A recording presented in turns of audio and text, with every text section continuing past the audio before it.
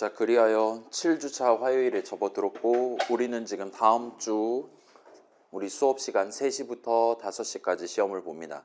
우리 중에 절반은 여기서 시험을 보고 제 기억이 맞다면 남은 절반은 이 같은 층, 같은 건물 같은 층에 29호인가 그럴 거예요. 729호인가 그럴 겁니다. 그래서 지금 우리 이 클래스 우리 반 그 8주차 자리에다가 .py 파일을 하나를 올려놨고, 그래서 지금 보시면 where should I go .py로 올려놨어요. 그래서 여러분이 얘를 F5를 눌러주시면, 그래서 한번 해볼게요. 예를 들면 학번 뒷 두 자리를 입력하세요. 3, 4 입력하면 이런 느낌으로 어디로 오라라고 다짜고짜 그냥 얘기를 해줄 겁니다.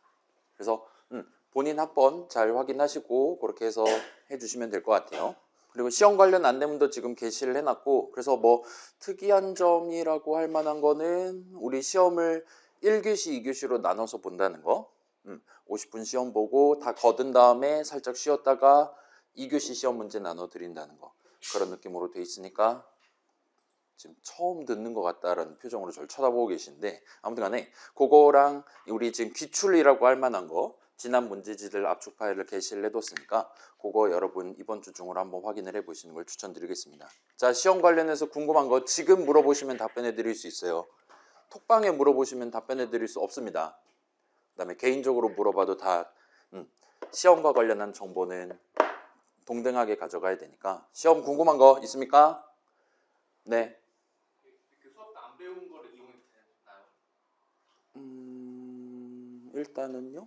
1교시, 자 봐봐요. 1교시는 이론 시험이고 2교시는 실습 시험이에요. 이론 시험 같은 경우는 기본적으로 애초에 수업 시간에 다룬 걸 적으세요, 이런 식으로 문항이 나갑니다. 따라서 거기서 수업 시간에 안 배운 걸로 답을 적었을 때 그게 맞는 말이면 답인 거고 아니면 꺼지라고 하겠죠. 2교시 같은 경우는 그런 제약이 기본적으로 없어요. 제가 여러분이 적어놓은 파이썬 코드를 제가 직접 키보드로 쳐서 저의 파이썬 인터프리터한테 그걸 먹였을 때 목표를 달성할 수 있으면 무슨 짓을 하시든 만점입니다. 다만 이제 문항별로 이거는 적지 마세요 하는 제한사항이 들어갈 수는 있어요. 아무튼 우리 수업에서 배우지 않은 걸 쓰셔도 됩니다.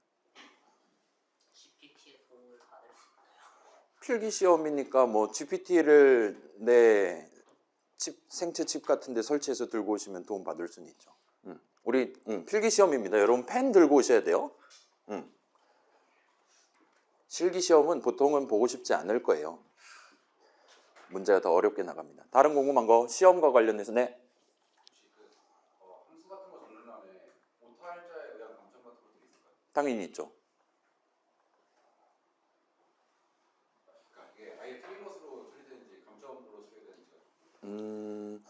1교시 이론 시험 같은 경우는 그러니까 뭐 예를 들면 뭐 사라고 적어야 되는 걸 샤라고 적었다. 내가 외국인 학생인데 그 정도는 봐드립니다. 근데 완전 이제 예를 들어 문장이라고 적어야 되는 걸 수식이라고 적는다. 그럼 이제 완전히 틀린다라고 얘기를 할 거예요. 1교시는 그렇고 2교시 같은 경우는 애초에 목표 자체가 목표를 달성하기 위한 파이썬 코드를 내 손으로 적는 겁니다. 따라서 예를 들면 우리 지금 맨날 발생하는 뭐 이름과 관련 어류가 발생이 될 예정이라든가, 아니면 는 2개 적어야 되는데 는 하나만 적었다라든가는 전부 다 제가 직접 펜을 들고 아예 가격 차림표를 마련을 해놓고, 예를 들면 그런 거 는 2개 적은 거 아니 하나 적은 거 2개로 바꾼다 같은 거 할 때 이제 감점을 적용하고 제가 수정을 해서 수술을 해가지고 그 다음에 평가를 진행을 할 거예요. 그래서 가급적이면은 여러분 기출 보시면 아시겠지만 2교시 시험 같은 경우는 아예 답안지를 모눈 종이로 만들어서 드릴 겁니다. 한 칸에 한 글자씩 적어가면서 또박또박 적으실 수 있게. 그걸 50분 동안 그 짓을 하고 있을 거예요. 대신에 여러분이 그렇게 평소에 안 하던 짓이잖아요. 그죠? 평소에 안 하던 느낌으로 한 글자씩 한 글자씩 또박또박 적어야 된다는 걸 감안해서 당연히 쉬운 문항이 나갈 거예요. 그렇긴 한데 그런 모눈 종이 부분을 신경 쓰지 않고 적는다라든가 아니면 도저히 인간이 알아볼 수 없는 필체로 적는다라든가 그러면 이제 좀 감점이 될 수가 있을 겁니다. 뭐 일단 그 정도요. 네. 그 모든 종이 작성 시에 네. 일단 같은 경우 띄어쓰기 같은 게 중요하게 작용되는지. 당연히 그렇죠. 지금 우리 띄어쓰기 잘못하면 막 꺼지라고 하잖아요. 파이썬 인터프리터가 꺼지라고 하면 저도 여러분을 꺼지라고 할 겁니다. 할당문 같은 경우는 이제 는과 좌변 그거는 안 해도 되는 거긴 해요. 그건 당신의 자유입니다. 그리고 그런 걸 다 띄어쓰기를 적는다고 해서 가로로 칸이 모자랄 일은 발생하지 않을 거예요. 따라서 그건 개인의 선택입니다. 그러니까 파이썬 인터프리터가 는 왼쪽 오른쪽에 띄어쓰기 안 한다고 꺼지라고 하진 않단 말이에요. 저도 그렇게 판단할 예정이 따라 봐주시면 좋을 것 같아요. 자, 다른 궁금한 거? 네. 필기구 제한인가요? 어떤 걸 쓰고 싶으십니까? 연필. 써요. 다만 연필을 쓰면 이제 제가 이렇게 옮기고 하는 와중에 좀 지워줄 수 있다는 거, 그거는 본인이 감수해야겠죠. 반대로 내가 펜으로, 그러니까 유성펜 같은 걸 썼다, 볼펜 같은 걸로 썼다. 근데 다시 쓰고 싶다 하면은 두 줄로 긋고 그 다음에 옆에다가 적는 그런 식으로 갈 수도 있습니다. 뭐 개인의 선택이죠. 그런 거 말고 막 방금 얘기 나왔던 GPT한테 얘기할 수 있는 펜이라든가 그런 걸 쓰시면 안 되겠죠. 인터넷 되는 펜이라든가. 자, 또 있습니까? 궁금한 점? 네. 수도폰에 탭 같은 거 정말 네 칸 쓰기를 직접 해야 되나요? 일단은 직접 해야 되는 건 맞고 반드시 네 칸일 필요는 없어요.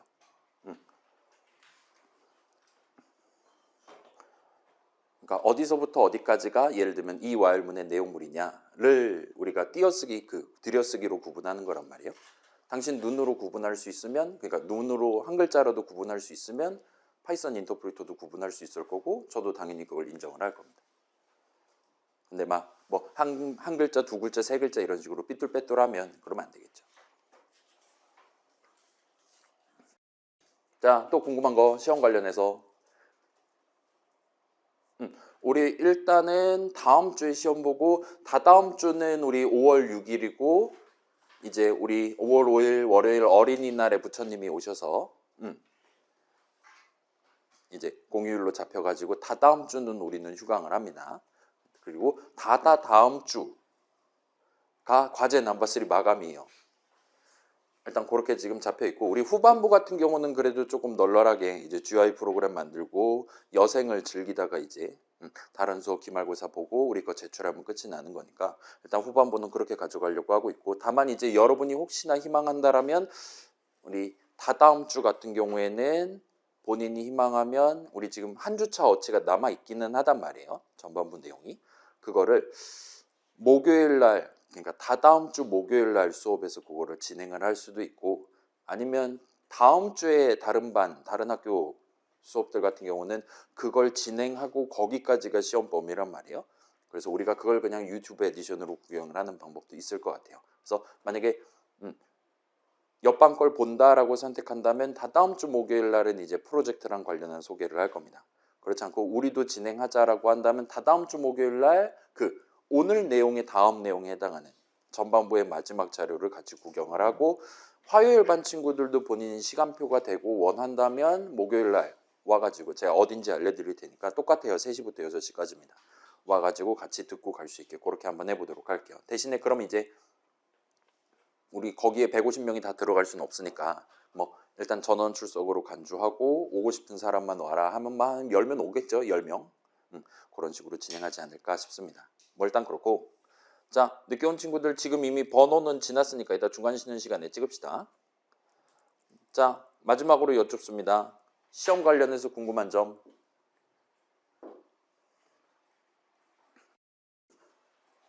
네. 펜은 연필이나 그냥 볼펜이나 상관없나요? 네. 쓰고 싶은 거 쓰세요. 다만 이제 제 손으로 막 이렇게 왔다 갔다 하니까 채점하다가 그때 지워줄 수 있다라는 거는 본인이 감내를 해야 돼요. 사비 연필 막 이런 거 들고 오는 것보다는 좀 단단한 연필 들고 오는 게 낫겠죠. 쓰고 싶다면. 자, 네. 일단 애초에 모는 종이를 드릴 거예요. 띄어쓰기 1.5칸 같은 게 물리적으로 불가능합니다. 그건 자유예요. 일단 기본적으로 파이썬에선 자유예요. 우리는 항상 아이들이 해주는 대로 하다 보니까 항상 4글자 어치를 했는데 답 쓸 때는 그러지 않아도 괜찮습니다. 근데 그걸 탭을 4글자씩 진행해도 가로로 칸이 모자랄 일은 절대 발생하지 않을 거예요. 모논종이다 보니까.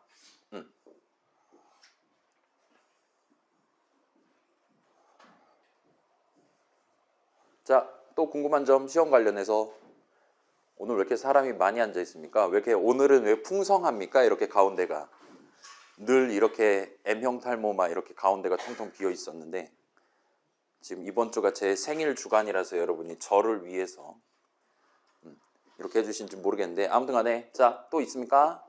특별히 없으시면 그러면 우리의 경우에는 이게 시험 범위 마지막 부분 되는 거죠. 요거까지 시험 범위 들어가고 그다음에 다음 주에 시험을 볼 겁니다. 그래서 이름이라는 얘기로 살짝 진행을 해보도록 할게요. 우리 지난 시간에는 이제 일단 제목은 함수 정의와 함수 호출식이었어요. 그렇게 해놓고 일단 가장 먼저 했던 거는 파이썬 홈페이지를 털어서 랭귀지 레퍼런스, 파이썬 프로그래밍 언어 자체에 대한 설명서를 구경을 했었습니다. 그래서 뭐 1, 2, 3, 4, 5, 6, 6장에서 6장 마지막 17단원에서 우리가 오퍼레이터 프레시던스라는 이름의 표를 하나를 구경을 해볼 수가 있었어요. 그래서 그 표를 펼쳐놓고 여기 있는 게 파이썬의 연산자들이에요. 짠 하고 소개를 했었어요. 그래서 우리가 당시에 살짝 얘기를 했던 게 간단한 규칙. 이항 연산자보단 단항 연산자가 먼저 붙는다. 더하기보단 곱하기를 먼저 한다. 그 다음에 세 가지 그룹 산술 비트 논리 순서대로 일반적으로 서열이 매겨져 있다. 그 다음에 파이썬 같은 경우는 동등할 때 예를 들면 더하기랑 빼기랑 같은 층에 살고 있었단 말이에요. 그래서 3 더하기 5 빼기 8 이런 식으로 한다면 왼쪽에 적어놓은 친구가 먼저 붙는다. 와 같은 식으로 얘기를 하긴 했는데 얘를 굳이 외우실 필요는 없을 것 같습니다. 그래서 이 정도 규칙을 제외하면 동네마다 예를 들면 우리 지금 파이썬이랑 C 하고 있는데 동네마다 살짝 우선순위 편차가 존재할 수도 있어요. 그러니까 뭐 너무 심각하게 받아들일 필요는 없을 것 같고 뭐 지금 와서 우리는 지금 C랑 같이 배우고 있으니까 여러분 헷갈릴 수 있는데 파이썬에서 는 연산자가 아니라는 거 다시금 기억해 주시면 좋을 것 같아요. 일종의 그거는 전통이었다고 생각해 주시면 좋을 것 같습니다. 일단 그렇고 자 그래서 함수 정의와 함수 호출식 이 친구들이 나왔던 거는 우리 예전에 뭐 인산이 나이찬이 동방예의지국이니 함수 정의 적었던 적 있잖아요. 그래서 인사를 한번 한다가 인사를 어떻게 하는 것이냐를 우리가 들여쓰기해서 내용물로 적을 수 있었습니다. 그 다음에 지금 나 인사 한번 하고 싶은데 할 때 우리가 그 인사라는 이름 적고 괄호를 닫고 해서 함수 호출식을 구성을 하는 게 가능했었어요. 그래서 당시에도 우리가 그 프로그램을 구성하는 데이터 영역과 코드 영역이 있다고 치면 코드 영역과 관련한 실행 흐름과 관련된 설명은 이전에 우리가 어느 정도 끝내놓고 온 거예요. 함수 호출식을 계산하는 동안 미리 준비해둔 그 코드 덩어리 함수 정의 내용물 문장들을 실행하게 된다라는 얘기를 먼저 했었습니다. 그리고 지난주 같은 경우는 이걸 다시 한번 들고 와서 그 앞 뒷부분에 데이터 흐름과 관련한 추가적인 얘기를 진행했다 보시면 될 것 같아요. 그래서 인수 얘기가 앞에서 튀어나왔고 그 다음에 리턴 값, 그 리턴문에 리턴 키워드 오른쪽에다가 수식을 하나 적어두는 게 가능했었고 그 수식을 계산한 결과값이 어떻게 되네 마네를 지난 시간에 추가로 정리를 해봤다 보시면 좋을 것 같아요. 아무튼 이 둘은 적는 시점 내지는 적는 목표가 서로 다르다라 말할 수 있습니다. 좀 더 쉽게 생각해 본다면 이 둘을 서로 다른 두 명의 프로그래머가 각각 시간차를 두고 적는다라고 상상을 해볼 수가 있을 거예요. 그래서 뭐 인수로 받은 두 수를 더해서 리턴하는 함수 add를 기준으로 본다면 add에 대한 함수 정의를 적어두는 프로그래머의 목표는 그래서 덧셈 add라는 이름의 함수니까 덧셈을 어떻게 해야 되는 거지를 골똘히 고민하다가 그래서 덧셈 결과를 리턴해야 된다. 그럼 더하기 연산자로 지금 내가 직접 정한 인수 이름 x랑 y를 써서 그 둘을 더한 값을 최종적으로 리턴하도록 만들면 되겠구나 같이 미리 덧셈이란 어떻게 하는 것인가를 정해두는 역할이라고 보시면 될 것 같아요. 그 사람은 나중에 뭐랑 더할지 3이랑 5랑 더할지 학이랑 교랑 더할지는 전혀 정하지 않아요. 몰라도 됩니다. 그 다음에 언제 전체 프로그램 실행하는 중에 언제 덧셈을 수행할 것인지도 그 사람은 몰라요. 몰라도 됩니다. 그 다음에 그렇게 내가 리턴 문 적어놔서 나중에 그 덧셈 결과에 해당하는 숫자가 이제 튀어나올 건데 그 덧셈 결과를 어떤 용도로 나중에 사용해 먹을 것이냐 역시나 함수 정의를 미리 적어두는 사람 입장에서는 알 바 아닌 겁니다. 그렇게까지 해둔 상태에서 그냥 자러 가면 되는 거예요. 그럼 이제 이 함수 add에 대한 함수 호출식을 적는 프로그래머가 남은 부분을 결정한다 보시면 될 것 같아요. 내가 지금 전체 프로그램을 만드는 입장이에요. 그래서 내가 지금 게임 만드는데 목표상 지금 당장 덧셈을 해야 되는 시점입니다. 그래서 그게 딱 눈에 보일 때 딱 그 시점에 계산되게끔 add라는 함수에 대한 함수 호출식을 적으면 돼요. 그래서 함수 호출식을 적당한 자리에 적는 게 그 사람의 목표입니다. 이때 그 함수 호출식 add 괄호 열고 닫고 그 괄호 안에다가 지금 당장 더해야 되는 두 값이 각각 계산 결과 값으로 나올 만한 수식들을 적을 수가 있어야 돼요. 예를 들면 사용자가 입력한 숫자 2개를 더해가지고 최종적으로 출력하는 프로그램을 만들기 위해 add 호출식을 적는다 라면 나는 그 add 괄호 열고 닫고 그 괄호 안에 계산하면 사용자가 고른 첫 번째 숫자, 두 번째 숫자가 나오는 수식을 각각 적을 수 있어야 된다는 겁니다. 그러려면 뭐 add 호출식 계산하기 전에 미리 적당히 할당본 같은 거 적어놔서 초이스 0는 인풋 괄호 열고 닫고 초이스 1은 인풋 괄호 열고 닫고와 같이 적절히 데이터 흐름을 미리 발생시킬 수 있게끔 다른 코드를 짜야 되는 책무도 함수 호출식을 적는 프로그래머에게 부여되어 있다라 봐주시면 좋을 것 같아요. 그리고 그 사람은 그런 함수 호출식을 다른 좀 더 커다란 수식이라든가 아니면 다른 문장, 예를 들면 할당문의 는 오른쪽 자리에 디테일로서 포함을 시키는 게 가능합니다. 그렇게 함으로써 이번 덧셈 결과값을 언제 어떻게 사용할 거냐를 결정하게 된다고 보시면 좋을 것 같아요. 적당히 담아둔 다음에 나중에 프린트 한다거나 할 수 있겠죠. 그리고 그 사람은 그 정도 나머지 영역을 신경 쓰지만 여전히 그 사람은 그 add라는 함수의 내용물 그 안에 어떤 문장이 어떻게 들어있을 것이냐, 그래서 구체적으로 덧셈이란 걸 어떻게 하는 것이냐는 몰라도 상관이 없습니다. 아, 적당히 내가 지금 2개 숫자 밀어넣으면 알아서 하나를 꺼내주는 친구야, 덧셈 결과를 리턴해주는 친구야 와 같이 일종의 사용 방법만 알아둔 채로 요 add라는 함수에 대한 함수 호출식을 적어가면서 서비스를 이용할 수 있다고 보시면 좋을 것 같아요. 자, 그래서 우리 지금 과제 2개가 이미 지나갔어요. 그래서 과제 넘버 1에서 개인용 함수 그 G에다가 받아갖고 우리가 쓸 수 있었잖아요. 그 G가 구체적으로 뭐냐? 뉴넘버 베이스볼이 나한테 리턴해주는 게 함수라는데 이게 말이 되는 거냐? 그 다음에 숫자 예고 게임 한 라운드는 구체적으로 어떻게 진행하는 거냐는 여러분이 전혀 몰라도 괜찮았습니다. 여러분은 그냥 과제 설명서에 적혀 있는 게임 규칙만 알고 그 게임 규칙에 입각해서 사용자로부터 예를 들면 숫자 예고 게임이라 치면 숫자 3개를 입력받고 그거에 대한 인트 형식 값을 만들어서 G 호출식을 적기만 하면 됐어요. 그러면 사용자가 고른 숫자를 가지고 게임의 한 라운드를 진행하는 게 가능한 겁니다. 그 다음에 G 호출식의 계산 결과값, 그 리턴 값을 나도 역시나 어딘가 일단 담아둔 다음에 그 리턴 값을 적당히 분석을 해서, 그래서 이번에 몇 스트라이크 몇 볼이냐 또는 이제 민증을 까가지고 true냐 false냐, 그러니까 불 형식이면 true냐 false냐에 따라서 성공 또는 실패 메시지를 출력한다라든가 같이 적절한 메시지를 출력하는 분기 흐름을 구성을 해두면 됐었습니다. 그리고 여러분이 그런 느낌으로 해서 구체적으로 만든 작업은 여러분은 game이라는 함수에 대한 함수 정의를 만들었다 봐주시면 좋을 것 같아요. 그러면 여러분이 그렇게 그냥 프로그래밍 전혀 할 줄 모르는 일반적인 사용자가 얼마든지 숫자 예고 게임 한 판을 플레이할 수 있게끔 미리 적절한 문장들을 순차 분기 반복해서 밀어 넣어놨다라면 여러분이 제출한 그 .py 파일을 제가 붙들고 F5를 누른 다음에 제가 이제 함수 호출식을 적는 입장이 돼서 개인 괄호를 닫고 엔터를 쳐서 여러분이 미리 준비해둔 틀에 따라서 여러분이 프롬프트 같은 거 파란색 글자로 시키는 대로 숫자 입력하고 엔터키 쳐가면서 게임을 한 판을 플레이할 수 있으면 여러분이 과제 점수 100점을 받을 수 있는 그런 동네였다 봐주시면 좋을 것 같아요. 그래서 여러분은 그 G라는 거에 대해서 함수 호출식을 적는 입장이면서 또한 저를 위해 미리 game이라는 함수에 대한 함수 정의를 적는, 그래서 그 사이의 데이터 흐름을 제 손가락에서 게임 그 내용 그 자체, 그 다음에 제 눈까지 도달하는 그 사이의 데이터 흐름을 성공적으로 잇는 게 목표였던 과제였다 봐주시면 좋을 것 같습니다. 자, 우리 지금 자꾸 지난 5주차 때 인덱스 얘기할 때도 그렇고 6주차 지난주도 마찬가지고 지금 자꾸 데이터 쪽을 강조를 하고 있잖아요. 코드 쪽과 관련한 건 4주차 때 나오기는 했습니다. 순차 분기 반복해가지고 여러분한테 먼저 소개를 해드리고 그냥 거기서 끝이에요. 지금 더 이상 소개를 한 적이 없습니다. 함수, 이거 3주차 때 나왔던 개념이었어요. 그래서 그렇게 생각해보면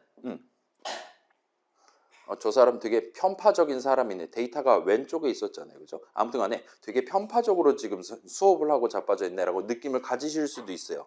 그렇긴 한데 이전에 살짝 얘기했던 것처럼 코드 영역은 이전에 설명한 게 진짜 그게 전부입니다. 진짜로 순차 분기 반복 세 가지의 조합만으로 여러분은 모든 걸 다 다뤄야 되는 그런 동네라고 봐주시면 좋을 것 같아요.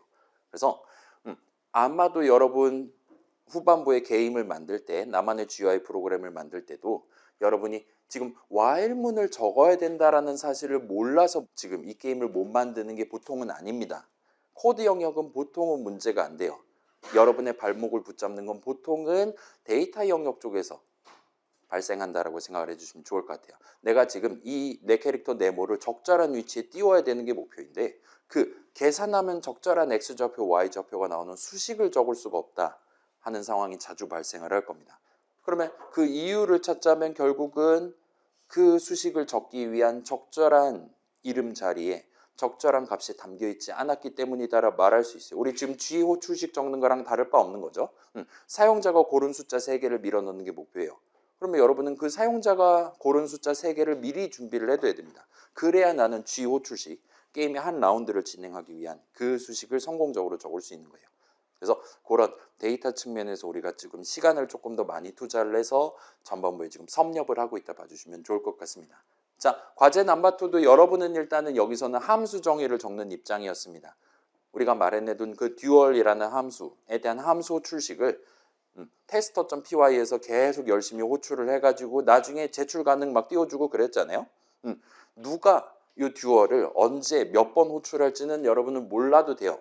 아무튼 내 캐릭터가 승리할 수 있게끔 그 레프트인지 라이트인지조차도 모르지만 아무튼 함수 정의를 잘 적고 저장해 두면 테스터가 여러분이 마련해둔 함수에 대한 함수 호출식을 반복적으로 계산하면서 제출 가능을 예쁘게 출력을 해줬다 봐주시면 좋을 것 같아요. 일단 과제 넘버3도 동등한 느낌으로 여러분들한테 과제를 제공을 할 목표를 제공을 할 겁니다. 듀얼이라는 함수에 대한 함수 정의를 작성해 주세요라고 요청을 할 거예요. 조금 이따 소개해 보도록 할게요. 아무튼 그래서 지금 시점에 우리가 직접 과제 넘버1, 과제 넘버2 다 포함해서 과제 넘버1 같은 경우는 여러분이 지금 시점에 new number base볼이라는 함수에 대한 함수 정의 내용으로 적는 건 쉽지 않을 거예요. 그 다음에 과제 넘버2도 여러분이 tester.py 안에 들어있는 거, 그래서 누군가가 미리 준비해둔 함수가 정상인지 아닌지 제출 가능한지 아닌지를 테스트하는, 검증하는 코드까지 다 만들어서 전체 파이썬 프로그램을 구성하는 건 아마도 쉽지 않을 겁니다. 뭐 그렇기는 한데 요거는 사실 인풋이나 프린트에 대해서도 마찬가지예요. 우리 그 2주차 때 헬로월드 출력하는 내 첫 번째 파이썬 프로그램 기분 좋았잖아요. 그렇죠? 그때는 느낀 점 되게 희망찼었단 말이에요. 여러분 이 수업 재밌는 것 같다, 기대된다 막 그런 거 적었습니다. 점점 타락하기 시작했지만 아무튼 그래요. 자, 그 당시에 기분 좋았는데 사실은 저 프린트라는 친구도 여러분이 저 친구 함수정의 내용물을 궁금해하기 시작하면 다시금 마음이 침울해질 수 있는 거예요. 우리는 당시에 문장 하나짜리 프로그램 만들었다라고 의기양양했는데 복사 붙여넣기 256개 하고 막 난리도 아니었잖아요. 노래가사 출력 프로그램도 만들고. 근데 저 함수 출식 하나를 계산하는 동안 뒤에 숨어있던 문장 막 몇만 개가 실행이 됐었다라고 보시면 되는 거예요. 그래서 저 둘도 마치 과제에 미리 적혀 있었던 코드랑 동등한 느낌으로 누군가가 미리 준비해 둔 겁니다. 그리고 쟤네 둘은 저도 앞에서 수업하고 있는 저도 직접 함수적인 내용물을 적기 어려울 정도로 엄청 복잡한 친구들이에요. 물론 이제 요 둘뿐만 아니라 타임점 슬립이라든가 심지어 지난주에 봤던 간단한 int 덧셈, int 점 언더스코어 add 언더스코어 있는 거 구경해 봤잖아요. 그런 3 더하기 5 할 때 단순한 int 덧셈조차도 파이썬 동네에서는 전부 다 함수 개념을 도입해 가면서 미리 구성이 돼 있다라고 우리가 얘기를 할 수 있었어요. 당시 우리가 연산자 표 펼쳐놓고 구경한 다음에 결론적으로 우리가 말했던 내용은, 그래서 파이썬 동네에서 우리가 그런 연산자들을 섞어가지고 큰 수식을 구성해 놨을 때 하얀 창 뒤에 숨어있는 파이썬 인터프리터는 그것들을 함수 호출식의 중첩으로 바라본다라고 얘기를 했던 겁니다. 그리고 그런 함수들에 대한 함수 정의가 미리 다 잘 적절하게 몇 천 개가 마련되어 있기 때문에 우리가 그냥 간단하게 헬로월드 출력할 수 있었고 지금 당장 간단한 int 덧셈조차도 할 수 있게 됐다 봐주시면 좋을 것 같아요. 그래서 자, 여러분이 이제 우리 중 그래도 다수는 이번 학기에 처음으로 프로그래밍, 대학교 들어와서 처음으로 프로그래밍 시작하는 거잖아요. 여러분이 이제 한 달 반 정도 됐는데 우리가 앞으로 졸업하고 그 이후까지 프로그래머로서 한 걸음씩 더 나가기 위해 지금 시점에 함수 얘기를 종종 복습을 해보면서 여기서 우리가 가져가야 될 게 내가 지금 과제를 수행하기 위해 그 과제 .py 파일에 적혀 있는 모든 내용을 다 알고 있을 필요는 전혀 없었어요. 그죠? 제가 그거 보지 마세요. 별표 찍어놓고 막 그랬잖아요. 근데 그걸 보고 마음 상했던 친구들이 느낀 점 적고 막 그랬단 말이에요. 여러분 헬로월드 출력할 때 프린트 함수 정의 보고 눈물 흘리지 않았잖아요. 기분 좋았잖아요. 그거랑 똑같습니다. 함수 개념을 적용을 할 때 우리는 보통은 함수 정의를 적거나 함수 호출식을 적을 거예요. 최소한 우리는 동일한 타이밍에 함수 정의와 함수 호출식을 막 키보드 2개 한 다음에 동시에 적을 일은 절대로 발생하지 않습니다. 그리고 우리가 함수 정의를 적을 때는 딴 부분 신경 안 써도 돼요. 함수 호출식 적을 때도 역시나 함수 정의 내용을 전혀 신경 안 써도 돼요. 그거를 여러분이 지금 시점에 조금 습관화를 해서 내가 시야가 이제 슬슬 시야가 넓어지기 시작한 지금 타이밍에 미리 내 현재 목표가 어떤 거에 내용물을 적는 거냐에 따라서 시야를 충분히 좁혀놓고 대신 그거를 집중적으로 바라보면서 프로그래밍을 하는 습관을 들이시는 걸 일단은 추천을 드리도록 하겠습니다. 그래서 우리가 항상 모든 내용들, 눈에 보이는 또는 눈으로 볼 수 있는 모든 내용을 다 머릿속에 담아두고 종합적으로 판단해 가면서 코드를 작성할 필요는 전혀 없다라는 걸 상기해 주시면 좋을 것 같아요. 그런 느낌의 어떤 스케일 측면에서의 축소를 성공적으로 할 수 있게 함수 개념이 이미 도입이 돼 있고 그다음에 파이썬이란 프로그래밍 언어 요 동네는 특히나 모든 걸 그런 식으로 함수 단위로 잘게 나눠서 만들어 놓은 동네니까 여러분도 지금부터 프로그래밍 할 때 너무 많은 영역까지 구경해 가면서 코드를 짜지는 않도록 신경을 써두시면 좋을 것 같아요. 그게 어쩌면 여러분의 건강과 여러분의 정수리 모공을 지키는 방법일 수 있는 겁니다. 자, 지금부터 관리하셔야 됩니다. 20대 중반 늦어요. 언제 떠날지 모릅니다. 지금은 까만색 나오잖아요. 아니에요. 하얀색 나올 수 있어요. 아무튼 그건 그거고 내가 지금 적고 있는 코드가 뭐의 내용물이냐, 언제 실행되는 거냐, 그 다음에 그 시점에 내가 사용할 수 있는 데이터 어느 이름이 뭐가 담겨 있을까 정도만 간단하게 리스트업 해가면서 키보드를 치시면 됩니다. 그리고 심지어 파이썬 동네는 그런 식으로 함수 개념을 적극적으로 도입해가면서 코드를 치는 게 그냥 과제에서 시키는 대로 냅다 엔터키 쳐가면서 코드 치는 것보다 훨씬 더 빠르다라는 거 우리가 구경을 해봤어요. 엄청나게 성능 차이가 발생합니다. 그러니까 당당하게 잊어먹어도 되는 거, 안 봐도 되는 건 안 봐가면서 대신에 지금 꼭 우리가 기억해 둬야 되는 거, 지금 당장 내가 쓸 수 있는 거랑 써야 되는 거, 지금 당장의 목표가 뭐냐를 집중해서 여러분이 프로그래밍을 임해 주시면 좋을 것 같습니다. 자, 이거 여러분 C도 마찬가지예요. 스캔F 같은 거 막 컨트롤 클릭해서 그거 막 함수 정의 내용물 구경하고 그러지 않잖아요. 그죠? 똑같다 보시면 됩니다. 자, 그래서 대충 요 정도가 지난주 내용이었고 오늘 내용을 한번 넘어가 볼게요. 우리가 이름과 관련한 얘기를 좀 정리를 하고 가려고 하고 있고 이게 엄청 중요합니다. 그래서 7주차에서 일단은 한 덩어리를 끝내고 거기에 한 가지 정도를 더 맛을 입히면 전반부가 끝이 날 것 같아요. 그래서 우리는 그거는 다음 주가 중간고사니까 요 이후에 여흥으로 남겨두도록 하고 아무튼 그래서 오늘 수업 자료 이름도 그래서 이름이라고 봐주시면 좋을 것 같아요. 그 다음에 오늘 내용도 굳이 나눈다라면 데이터 영역과 관련한 우리의 시야를 조금 더 넓히기 위한 내용이라 봐주시면 좋을 것 같습니다. 그래서 요거를 살짝 같이 구경을 해봅시다. 아이고 힘들다.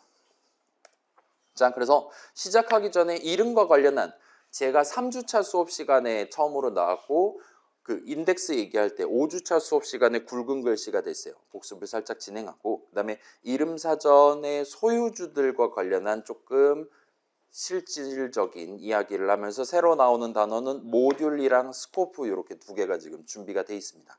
그래서 한번 같이 스타트 해보도록 할게요. 자, 그래서 일단 이름 복습이에요. 자, 요 이름 얘기는 아마도 우리 변수 얘기를 할 때 처음 나왔던 것 같아요. 그래서 그 당시에 봤던 3주차 슬라이드를 다시 갖고 와서 보면 이런 느낌으로 나왔습니다. 변수, 값을 하나 담을 수 있는 친구라고 소개를 했어요. 나중에는 이제 좀 더 정밀하게 파이썬 동네에서 변수는 id 값 하나를 담을 수 있는 친구다로 우리가 다시 들고 가긴 했는데 아무튼 당시에는 저랬어요. 노래가사 출력 프로그램 잘라 갖고 와서 저 맨 위에 적어둔 문장 할당문에서 우리는 템포를 변수 이름으로써 도입을 해서 걷다가 1 담아놓고 스타트한다. 아까 담아놨던 거를 지금 꺼내서 나눗셈에 활용한다 같은 느낌으로 사용했다라고 소개를 했었습니다. 뭐 어렵지 않았죠? 우리가 나중에 2배속으로 출력하고 싶다라면 템포라는 이름의 이전과는 다른 값을 담아두고 다시 한번 F5를 누르면 성공적으로 우리가 배속 조정을 할 수 있었습니다. 그래서 뭐 별로 기분 나쁘지 않았을 거예요. 그래서 저 당시에는 다들 그냥 상식으로 납득을 하고 얼마든지 넘어가는 게 가능했었을 겁니다. 그러다가 이제 저 당시에는 이름이 굵은 글씨가 아니었는데 5주차 수업 시간에 이름이 굵은 글씨가 됐어요. 그러면서 이름 사전이라는 게 갑자기 막 튀어나왔습니다. 그래서 그때 적었던 요약 슬라이드를 한번 들고 와봤어요. 그래서 이런 느낌입니다. 자, 당시 우리가 메모리 얘기, 칸 얘기를 하기 시작했어요. 그래서 그 엄청 복잡한 막 16진수로 막 7FF 이러고 앉아있는 복잡한 ID 값을 프로그래머가 직접 그때그때 리터럴 적어가면서 다루는 건 너무나도 귀찮습니다. 그렇기 때문에 파이썬도 그렇고 C도 그렇고 대부분의 프로그래밍 언어들은 그런 ID 값들 대신에 프로그래머, 사람들 본인들이 정하는 그렇게 도입해서 사용할 수 있는 이름 개념을 써서 전체 수식을 구성할 수 있게끔 서비스를 지원을 한다 그랬어요. 그래서 우리가 직접 키보드로 이름들을 적어가면서 전체 코드를 완성하고 F5를 누르면 한창 뒤에 숨어있는 파이썬 인터프리터는 그 이름에 대해 기록해둔 ID 값을 사용해서 메모리 위에 있는 예를 들면 인트 한 칸 방문해서 인트 값 3을 끌고 온다든가 아니면 인사 코드 덩어리를 들고 와가지고 거기 있는 내용을 실행을 시작한다라든가를 할 수 있다 봐주시면 좋을 것 같아요. 그러면서 이제 이름 사전 얘기를 같이 했습니다. 파이썬 동네에서는 좀 더 쉽게 그 이름과 그에 대한 위치, 메모리상의 위치 사이의 관계를 다룰 수 있게끔 사전을 메모리 위에 책 한 권을 꽂아 놓고 각각의 이름에 대한 ID 값을 기록 내지는 유지를 한다라고 소개를 했어요. 그래서 우리가 두 가지 함수 dir 하면은 사전에 지금 무슨 이름 적혀 있니를 우리한테 던져주는 것 같아요. 그 다음에 vars 괄호를 닫고 하면은 그 어떤 이름을 지금 당장 사용했을 때 어떤 느낌의 값을 메모리 위에서 가져올 수 있냐까지도 우리한테 개괄적으로 반응으로서 보여주는 걸 확인을 할 수 있었습니다. 그래서 저 정도가 지지난주에 등장을 했다 보시면 좋을 것 같아요. 그 다음에 아마도 여러분이 지금 정신줄을 잃게 된 것도 저 시점 정도였던 것 같아요. 일단 당시 우리가 구경했던 건 우리 지금 그 실제로 해킹을 해서 본 결과로도 그렇지만 전부 다 사실입니다. 그렇기는 한데 여러분이 최소한 파이썬 프로그램을 만들 때는 보통은 그 메모리 얘기, ID 값 얘기, 칸 얘기까지 복잡하게 생각하지 않아도 되도록 지금 잘 설계가 돼 있기는 해요. 전부 다 하얀 창 뒤에 있는 파이썬 인터프리터가 자동으로 잘 해줄 겁니다. 우리가 코드를 각각의 이름들을 적절하게 잘 사용만 해둔다면요. 아무튼 그래서 자 지금 와서 생각해 보면 우리가 문장 적을 때 엔터 칠 때 어쩔 때는 모르는 이름 저 3가 뭔지 모르겠는데요 꺼지세요 하면서 네임 에러가 뜨는 걸 볼 수 있었고 어쩔 때는 모르는 이름을 우리가 문장에 적어놨음에도 불구하고 전혀 네임 에러가 뜨지 않는 걸 볼 수 있었어요. 후자의 경우 오류가 뜨지 않는 상황의 경우 보통은 그 문장을 실행하는 도중에 그 이름이 이름 사전에 등재되는 걸 확인을 할 수가 있었습니다. 그래서 우리 수업 자료 중간중간에 나왔던 우리 지금 다양한 문장들 직접 적어본 적 있잖아요. 그런 문장들 중에 실행 도중에 이름 사전에 이름을 등재하는 문장들 뭐뭐가 있냐를 나열을 해본다면 자 일단 가장 간단한 형태의 할당문이 있죠. 넘버는 3 엔터 쳐둔다. 그러면 새로운 이름 넘버를 등재할 수 있습니다. 그 다음에 뭐가 또 있을까요? 일단 결론부터 말씀드리면 총 4가지가 있어요. 우리가 배운 것들 중에는. 일단 그 중에 가장 간단한 형태가 할당문입니다. 또 하나 뭐 있습니까? 새로운 이름이 사전에 등재되는 거. 그죠? 함수 정의가 있어요. df 인사해가지고 괄호 열고 닫고 콜론 찍고 엔터 쳐서 스타트 하는 그 함수 정의라는 문장을 실행하는 동안 파이썬 인터프리터는 새로운 이름 인사를 사전에 등재를 해둡니다. 그 다음에 그 오른쪽에 이제 방금 본인이 메모리 위에다 담아둔 함수 한 칸에 대한 ID 값을 담게 되겠죠. 자, 그럼 이제 2가지가 더 있다는 겁니다. 우리가 배운 것들 중에 뭐가 있을까요? 이전에는 적을 수 없는 이름이었는데 어떤 문장을 실행한 이후 시점부터는 그 이름을 우리가 적법하게 적을 수가 있게 되는 그런 느낌의 문장. 그렇죠? 우리가 어쩌면 가장 처음으로 정식 명칭을 소개했던 임포트문이라는 친구가 있어요. 임포트 타임 엔터 쳐두면 잘은 모르겠지만 우리는 나중에 타임이라는 이름을 쓸 수 있었습니다. 거기다 점 찍고 슬립과 같은 식으로 여러 기능들 중에 하나를 꺼내 쓸 수 있었어요. 그 다음에 마지막은 5-2에서 등장했던 for문이 있습니다. 예를 들어 for c in 따옴표 어쩌고저쩌고 해두면 그 C라는 이름이 반복 실행 도중에 등재가 됩니다. 그래서 요건 조금 이따가 직접 예시가 있으니까 같이 한번 구경해 봅시다. 그래서 우리가 배운 문장들 여러 개 있었는데 그것들 중에 이 네 가지는 실행 도중에 이름 사전에 이름을 등재할 수 있는 문장들입니다. 자, 그래서 한번 직접 확인해 봅시다. 뭐 시간 절약을 위해서 여러분도 지금 다음 주 화요일에 시험 있습니까? 다른 시험 1학년 친구들 있어요? 일단 오늘은 빠르게 끝내는 걸 목표로 가볼게요. 과제 넘버 3도 뭐 늘 그래왔듯 듣고 가고 싶은 사람들만 듣고 가는 걸로 하고 일단 걔는 기한을 10주차 수업 시간까지로 지금 하려고 하고 있어요. 오늘이 7주차입니다. 아무튼 한번 해봅시다. 그래서 컨트롤 N 해갖고 적당히 언타이틀드 해서 새 창 하나 열어주시고 적당히 바탕화면에 저장을 해줍시다. 물론 이제 눈으로 구경만 하셔도 괜찮아요. 늘 그래왔듯이. 그래서 바탕화면에 뭐 저는 7주차 프랙티스 정도로 해둘게요. 그래서 저장하고 그 다음에 자 프린트 괄호 열고 dir 괄호 열고 괄호 닫고 괄호 닫고를 해요. 이러면 이제 dir 괄호 열고 닫고 하면은 현재 이름 사전에 등재되어 있는 이름 목록을 우리한테 보여준다 그랬어요. 그리고 그걸 이제 프린트를 할 겁니다. 파란색으로 출력이 되겠죠. 그 다음에 아까 얘기했던 네 가지 문장 중에 첫 번째 가장 원초적이라 할 수 있는 넘버는 3 엔터를 쳐요. 그 다음에 얘는 이제 복붙으로 커버가 될 것 같습니다. 그래서 저 할당문을 실행하기 전 시점과 후 시점에 각각 이름 사전에 등재되어 있는 이름 목록을 출력을 한다 보시면 돼요. 그 다음에 이걸 통째로 복붙해서 이제 넘버는 5 엔터 친 다음에 다시 한번 이름 목록을 까볼 겁니다. 그래서 여기까지 하시고 저장하고 한번 실행해 보세요. 오늘 제목은 이름이고 우리는 지금 이름 사전에 어떤 이름이 어느 시점에는 없고 어느 시점에는 있나 그런 차이를 구경하기 위해 자꾸 dir 괄호 닫고 해서 물어보고 있다 봐주시면 좋을 것 같아요. 여러분이 예상한 대로 출력이 된다라면 성공이라고 보시면 됩니다. 자, 그래서 총 3번 출력을 할 거예요. 그것들의 차이점을 구경하시면 돼요. 그래서 이건 별거 아니니까 바로 실행해 보면 그래서 늘 그래왔듯 다짜고짜 이름 뭐 알고 있니 물어보면 우리가 직접 정하지 않은 이상한 이름들만 들어있는 채로 스타트를 합니다. 그러다가 넘버는 3 엔터 실행한 직후 시점에는 새로운 이름 넘버가 등재되어 있는 걸 볼 수 있고 넘버는 5 엔터까지 실행한 이후 시점에는 여전히 넘버가 등재되어 있는 걸 볼 수 있어요. 일단 그 정도까지가 현재 관찰이 되고 있는 상황입니다. 그래서 한번 보면 자, 첫 번째 문장을 실행하는 시점에는 아직은 우리가 정하지 않은 오묘한 이름들만 들어있어요. 그러다가 넘버는 3 엔터 실행한 직후 시점에는 이름 넘버가 잘 등재되어 있다는 걸 확인할 수 있습니다. 근데 여기 지금 보시면 넘버는 5 실행한 이후 시점에 어쩌면 여러분 이렇게 생각할 수 있어요. 할당문을 또 실행했단 말이에요. 그때 넘버는 5 엔터 쳤으니까 사전에 넘버라는 이름을 한 번 더 등재를 해야 되는 건 아니냐라는 생각을 여러분이 가져갈 수 있을 겁니다. 근데 그러지 않는 걸 볼 수 있어요. 일단은 요 위에 친구 먼저 설명해 보면 할당문은 이름 사전에 새로운 이름 넘버를 등재하고 그 옆에 인트 형식 값 3이 담겨 있는 그 칸에 대한 id 값을 적는 문장입니다. 근데 요거를 매번 이렇게 표현하는 건 너무 번잡하니까 오늘은 그냥 예를 들면 넘버에 3을 담아요와 같은 식으로 표현을 해보도록 할게요. 그래서 여러분이 설명에 칸 내지는 메모리라는 얘기가 들어있을 때를 제외하면 뭐 id 값이라느니 등등 5주차 때 등장했던 그런 개념은 뭐 그냥 알아서 자동으로 해주겠지 하고 넘어가셔도 아마도 무방할 것 같습니다. 아무튼 그렇고 자, 요 두 번째 할당문을 실행하는 시점에는 이미 이름 사전에 이름 넘버가 적혀 있어요. 그래서 그런지 추가적으로 넘버를 2번 등재하는 게 아니라 그냥 넘버에다 5를 담습니다.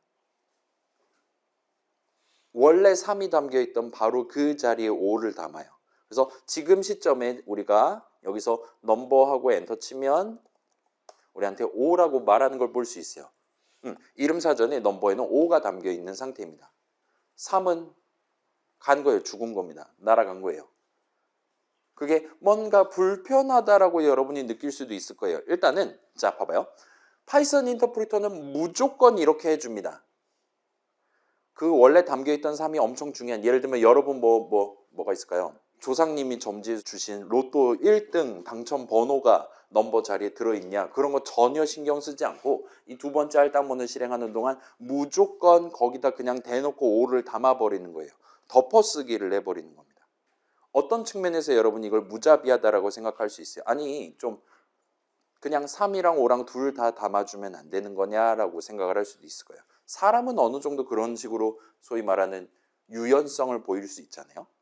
파이썬 인터프리터는 그런 걸 전혀 허용하지 않는다 보시면 좋을 것 같아요. 근데 이렇게 해도 일단은 프로그래밍 동네에서는 C도 마찬가지고 파이썬도 무조건 이렇게 하도록 설계가 되어 있습니다.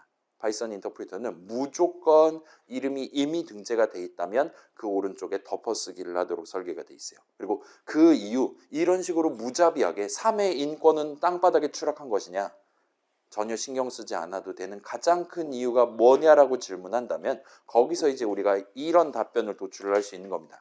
자, 오늘 우리가 중시하고 있는 이름은 여러분이 사람이 직접 키보드를 쳐서 적는 것이기 때문이다라 말할 수가 있는 거예요. 여러분이 만약에 이전에 담아놨던 인트값 3도 중요하고 지금 새로 담으려고 했던 인트값 5도 중요하다면 그걸 당신들이 알고 있다면 여러분이 직접 두 할당문을 적을 때 서로 다른 이름을 는 왼쪽에 적으면 되는 거였어요. 3는 3, 5는 5와 같은 식으로 하면 얼마든지 이름 사전에 서로 다른 두 이름을 등재하고 3이랑 5를 둘 다 담아두는 게 가능합니다. 나중에 5가 필요하면 5 적으면 되고 3이 필요하면 3 적으면 되는 거예요. 그런데 지금은 그렇지 않았다는 거예요. 자, 이름은 절대로 파이썬 인터프리터가 자동으로 적어주지 않습니다. 아이들이 자동 완성으로 목록을 띄워주는 한이 있더라도 그 중에 하나를 여러분이 직접 능동적으로 선택해서 적는 거예요. 그리고 여러분은 이 두 번째 할당문을 적을 때 굳이 이전 할당문이랑 완전히 똑같은 이름을 는 왼쪽에 다시 적은 거예요. 파이썬 인터프리터는 정확히 그 부분을 캐치를 해서 이 사람이 아까 3 담았던 바로 그 자리에 5를 담으려 하는 거구나 라고 지금 판단을 하고 우리가 의도한 그대로 이름 사전에 새로운 이름을 등재하지 않는 채로 넘버 오른쪽에 5를 담는다라고 봐주시면 좋을 것 같아요. 괜찮아요? 이름 여러분이 적는 겁니다. 그 다음에 여러분이 그 이름을 똑같은 이름을 적는다랑 이전과 다른 이름을 적는다. 전부 다 당신들의 능동적인 선택이라고 봐주시면 좋을 것 같아요. 지금은 우리가 굳이 같은 이름을 적었기 때문에 파이썬 인터프리터는 아까 3을 담았던 바로 거기에 5를 담는 작업을 두 번째 할당문을 실행하면서 수행했다 보면 돼요. 그렇기 때문에 이름 사전엔 여전히 마지막 출력했을 때 넘버란 이름은 단 한 번만 등재가 돼 있었던 겁니다. 그럼 좀 더 이어서 한번 가봅시다. 자, 요거 코드 아래에다가 뭐 빠르게 할 거니까 저랑 같이 해봅시다. 아까 말했던 그것들 중에 함수 정의예요. 그 다음에 위에 거 복붙 태우면 되겠죠. 그 다음에 엔터 치면 이제 함수 정의 내용물 뭘로 할 거냐라고 물어볼 건데 PASS 한 다음에 엔터를 치시면 알아서 들여쓰기가 0단으로 다시 빠질 겁니다. 뭔가 패스라는 키워드로 스타트하니까 아마 패스문이라고 부르면 적절할 것 같아요. 조금 이따 다시 한번 소개해 볼게요. 그 다음에 이름 뭐 알고 있니? 다시 한번 물어보고 그 다음에 for문을 적어요. for C in HLL로 다운표 닫고 리터럴 적은 다음에 콜론 찍고 엔더키 친 다음에 내용물은 역시나 패스할게요. 한 다음에 붙여넣기를 해주시면 돼요. 그 다음에 저장하고 한번 실행해 보세요. 그랬을 때 네 번째, 다섯 번째 출력할 때 여러분이 지금 생각하는 바로 그 이름이 추가로 등재되나 보시면 됩니다. 그래서 해보면 뭐 당연히 그렇게 해주겠죠, 그렇죠? 이런 식으로 여기까지는 이전 버전이에요. 그래서 함수 정의 실행한 직후에 func가 잘 등재되어 있는 거 볼 수 있고 그 다음에 C가 잘 등재되어 있는 거 볼 수 있습니다. dir 괄호 열고 닫고 할 때는 이 이름들을 소위 사전순으로 가나다 순으로 줄 맞춰갖고 보여주기 때문에 여러분이 확인하기가 좀 더 쉬울 거예요. 자, 그래서 함수 정의 역시나 파이썬에서 문장의 일종이고 얘도 마치 할당문처럼 이름 func의 함수 내용물을 담습니다. 이름 사전에 func를 등재해줘요.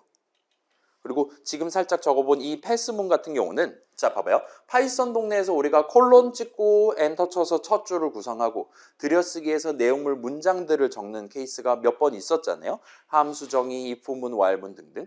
그런 문장들은 무조건 내용물이 문장이 하나 이상이어야 됩니다. 내용물 문장을 0개 적는 게 허용이 안 돼요. 무조건 하나를 적어야 됩니다. 근데 우리가 지금 여긴 그냥 예시잖아요. 그렇죠?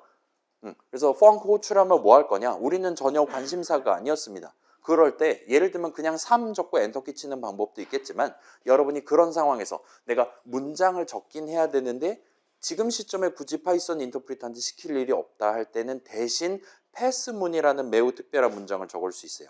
패스문은 패스 적고 엔터키 치면 완성입니다. 그래서 패스문 적는 방법 끝났고 그러면 그에 대한 실행은 파이썬 인터프리터가 하잖아요. 파이썬 인터프리터는 패스문을 실행할 때 말 그대로 아무 일도 하지 않아요. 그래서 파이썬 인터프리터한테 아무 일도 시키고 싶지 않다라면 패스문을 적으시면 됩니다. 근데 얘도 어엿한 하나의 문장이기 때문에 얘를 이런 식으로 함수 정의 내용물로 밀어 넣는다라든가 하는 게 가능합니다. 그래서 지금은 펑크 나중에 호출한다고 해도 아무 일도 하지 말아줘 라는 의미로 적었다 보시면 돼요. 일단 쟤를 내용물 문장을 반드시 하나는 적어야 되기 때문에 저런 되게 어떻게 보면 쓰잘데기 없는 문장이 지금 적혀 있다 보시면 좋을 것 같아요. C에서도 여러분 비슷한 느낌으로 아무 일도 안 하는 문장 적을 수 있죠. 그냥 세미콜론만 다짜고짜 찍으면 가장 간단한 형태의 문장을 적을 수 있었을 겁니다. 아무튼 그런 느낌의 문장이고 뭐 그래서 별로 어렵지 않죠. 그러려니 가면 될 것 같아요. 자, 그 다음에 이 폼은 역시나 실행 도중에 자, 여러분 기억납니까? 이 폼은 5-2에서 등장했었습니다. 그래서 이 한국말로 읽을 때는 이 첫 줄을 역순으로 오른쪽에서 왼쪽으로 읽으시면 좀 더 편할 거예요. 그래서 헬로 안에 있는 각각의 C들에 대해서와 같은 느낌으로 each라는 단어를 중간에 끼워 넣어서 읽으시면 좀 더 수월하게 읽을 수 있을 겁니다. 그래서 헬로에서 한 글자씩 꺼내서 C에 담고 그렇게 담는 데 성공할 때마다 패스할 거예요. 그래서 결국은 H 한번 담고 E 담고 마지막에 알파벳 소문자 O를 담고 패스한 다음에 전체 보문의 실행이 끝납니다. 그리고 그런 과정에서 맨 처음에 H를 담는 바로 그 시점에 마치 할당문 C는 H 한 글자 엔터의 실행과 유사한 작업을 하는 바로 그 시점에는 이름 사전에 C가 등재가 되어 있지 않기 때문에 그때 등재를 해요. H를 담으면서 등재를 합니다. 그래서 자 퀴즈예요. 이전에 얘기했던 적이 있는 것 같은데 여기서 지금 우리가 C 적고 엔터키 치면 이거 사전에 등재되어 있단 말이에요. 엔터 치면 뭐가 나오겠습니까? 자 넘버 적고 엔터키 치면 5가 나오죠. 왜냐? 5를 담았으니까요. 3은 안 나옵니다. 3은 아까 담았으니까요. 그러면 C 적고 엔터키 치면 그렇죠? 알파벳 O 한 글자가 나옵니다. 왜냐? HELLO 순서대로 담았기 때문에 C의 마지막으로 담은 건 알파벳 소문자 O 한 글자가 맞기 때문이에요. 그래서 요거는 C의 포문이랑 좀 다르죠. 아무튼 간에 마지막에 담은 게 O입니다. 그렇게 매번 반복할 때마다 C에다가 실제로 값들을 하나씩 담는 문장이고 그렇게 담을 때마다 이름 C가 등재되어 있지 않으면 등재를 해준다 보시면 좋을 것 같아요. 아무튼 그래서 포문도 얼마든지 이름 사전에 새로운 이름을 등재할 수 있는 친구라고 볼 수 있습니다. 그 다음에 두 가지를 더 구경을 해봅시다. 하나는 우리가 이전에 이미 적어본 적이 있는 임포트 문이에요. 임포트 타임 엔터 치고 물어보면 아마도 타임이라는 이름이 등재가 될 겁니다. 그 다음에 마지막 포문은 좀 특이해요. 이런 느낌으로 되어 있는 친구입니다. 그래서 마지막 포문 같은 경우는 지금 이 수식 계산하면 0칸짜리 값이 0개 들어있는 새로운 리스트가 뿅 하고 나오는 수식이에요. 그래서 값이 0개 담겨있는 거 안에 있는 각각의 아이들에 대해서 패스를 해라와 같은 식으로 적은 겁니다. 따라서 얘는 지금 이 시퀀스 리스트 형식 리스트 안에 값이 0개 담겨있기 때문에 내용물을 0번 실행할 거예요. 자, 그래도 되죠. while문, 내용물 0번 실행하는 while문도 얼마든지 가능한 겁니다. 이 for문은 지금 패스를 0번 하는 친구예요. 그걸 놓고 여러분이 한번 마지막에 이름 목록을 출력할 때 과연 어떤 식으로 출력되냐를 살짝 생각해보고 F5 눌러보시면 좋을 것 같아요. 그래서 뭐 해보면 짠 이런 느낌입니다. 일단 여기에요. 지금 새로운 이름 타임이 등재가 됐습니다. 임포트 타임 실행한 직후 시점에 확인했을 때요. 그 다음에 우리가 지금 새로운 이름 i를 포문에다가 우리가 직접 키보드를 쳐서 적어 놓긴 했단 말이에요. 그럼에도 불구하고 이름 i는 이름 목록에 안 나오는 걸 볼 수 있어요. i에 뭐 들어있니 물어보면 그게 뭔데요 꺼주세요 라고 우리한테 이 얘기를 하는 걸 볼 수 있습니다. 그 말은 지금 보고 있는 이 포문을 실행하는 동안에는 새로운 이름 i를 등재하지 않았다는 거예요. 우리가 프로그래머가 적어놨음에도 불구하고. 그래서 일단 쉬운 것부터 정리하면 임포트문 역시나 이름 사전에 새로운 이름 타임을 등재할 수 있는 문장입니다. 그래서 구체적으로 타임에는 그럼 뭐가 담겨 있는 거냐라고 질문한다면 그건 조금 우리가 그러려냐고 넘어가야 될 것 같기는 한데 조금 이따 조금만 더 설명을 해볼게요. 아무튼 그 뭔가 현실 시간과 관련한 기능들 담겨 있는 덩어리를 우리가 실제로 나중에 써먹을 수 있게끔 이름 사전에 새로운 이름 타임을 등재하면서 적당한 내용물을 담아주는 문장입니다. 그리고 이 아래에 있는 포문 같은 경우는 자, 우리가 직접 for랑 in 사이에 새로운 이름 i를 적어놨음에도 불구하고 저 포문을 실행하는 동안 실제 마치 i의 뭔가를 담는다와 같은 할당문 실행과 유사한 작업을 단 한 번도 하지 않아요. 왜냐? 리스트의 값이 0개 들어있으니까요. 그 안에 3000개가 들어있다라면 i의 뭔가를 담는다를 3000번 했을 건데 지금은 0개 담겨 있으니까 0번 하는 겁니다. 그렇기 때문에 오직 이 이유 하나 때문에 결과적으로 이 포문을 실행하는 도중에는 이름 사전에 이름 i를 등재하지 않습니다. 실제로 i의 뭔가를 담는다라는 작업을 0번 했기 때문에. 괜찮아요? 이 위에 있는 임포트문은 타임에 뭔가를 담는다를 한 번 합니다.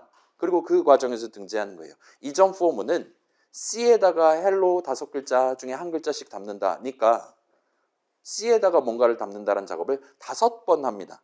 그렇기 때문에 첫 번째 할 때 등재가 돼 있지 않으니까 등재를 한다 보시면 좋을 것 같아요. 그래서 그런 느낌으로 봐서 정리해보면 자, 우리가 배운 문장들 중에 몇몇 문장들은 이름 사전에 이름을 적는 문장들이었어요. 우리 수업에서는 4가지가 소개가 됐었습니다. 그리고 이 친구들의 공통점은 그 파이썬 인터프리터의 실행을 확대해서 보면 마치 할당문 실행과 유사한 작업을 내부적으로 한다는 거예요.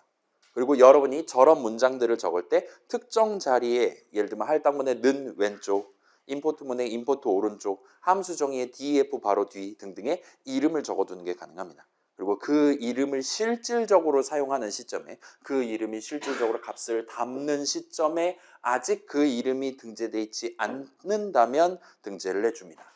그래서 마지막 포문 실행처럼 우리가 적어놓긴 했지만 걷다가 뭔가를 담는 작업을 하지 않은 경우에는 등재하지 않을 수도 있어요.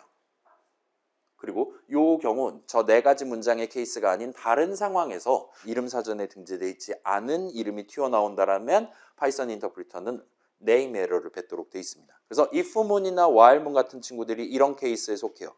if문의 어느 부분에다가 여러분이 어떤 이름을 적든 간에 그게 모르는 이름이면 무조건 name error가 뜬다 보시면 돼요. 그래서 이런 친구들은 마치 그 이름 사전에 대한 읽기 권한만 가지고 있다라고 여러분이 여기셔도 좋을 것 같아요.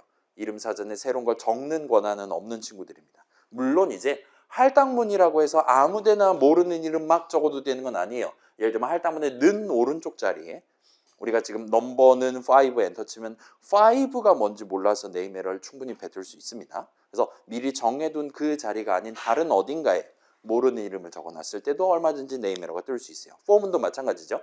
in 오른쪽에 모르는 이름 적는다라든가 하면 얼마든지 네임 에러를 띄울 수가 있습니다. 자, 좀 더 심각하게 요약하면 이름 사전을 건드릴 수 있는 권한이 존재하는 거예요. 그런 권한을 지닌 문장들을 제외하면 이름 사전을 고쳐 적을 수가 없습니다. 이름 사전 내용을 변경할 수 없어요. 그리고 권한이 있다 하더라도 꼭 필요할 때만 이름 사전을 고치도록 돼 있어요. 그 이름에 새로운 값을 담아야 될 때만 이름 사전을 고치도록 돼 있다고 보시면 될 것 같아요. 그래서 오늘 요 이름과 관련한 복습에서 두 문장으로 요약을 했는데 이 두 줄 중에 이번 파트에서 중요한 거는 두 번째 거라 봐주시면 좋을 것 같아요. 자, 이게 결국은 우리는 이름에다가 값들을 담아가면서 나중에 꺼내서 쓰는 거란 말이에요. 그게 변수 개념의 본질이잖아요. 근데 우리 눈으로 보는 거랑 실제로 실행 도중에 파이썬 인터프리터가 사전을 고치는 거랑은 괴리가 발생할 수 있다는 거예요. 우리는 분명히 이름 잘 적어놨는데 위에다가 i라는 이름 잘 적어놓고 폼은 잘 챙겨놨어요. 근데 아래쪽에서 그 i라는 이름을 지금 사용하고 있는데 네임 에러가 뜬다는 상황도 충분히 발생할 수 있는 겁니다. 또는 할당문을 3개를 적어놨는데 각각 서로 다른 if문 내용물이 되도록 적어놨어요. 그 상황에서 어쩌면 그 세 if문 셋 다 조건식 계산 결과값이 하필이면 false가 떠서 단 한 번도 할당문을 실행하지 않았을 수 있어요. 그러면 넘버라는 이름이 등재되어 있지 않았을 수도 있는 겁니다.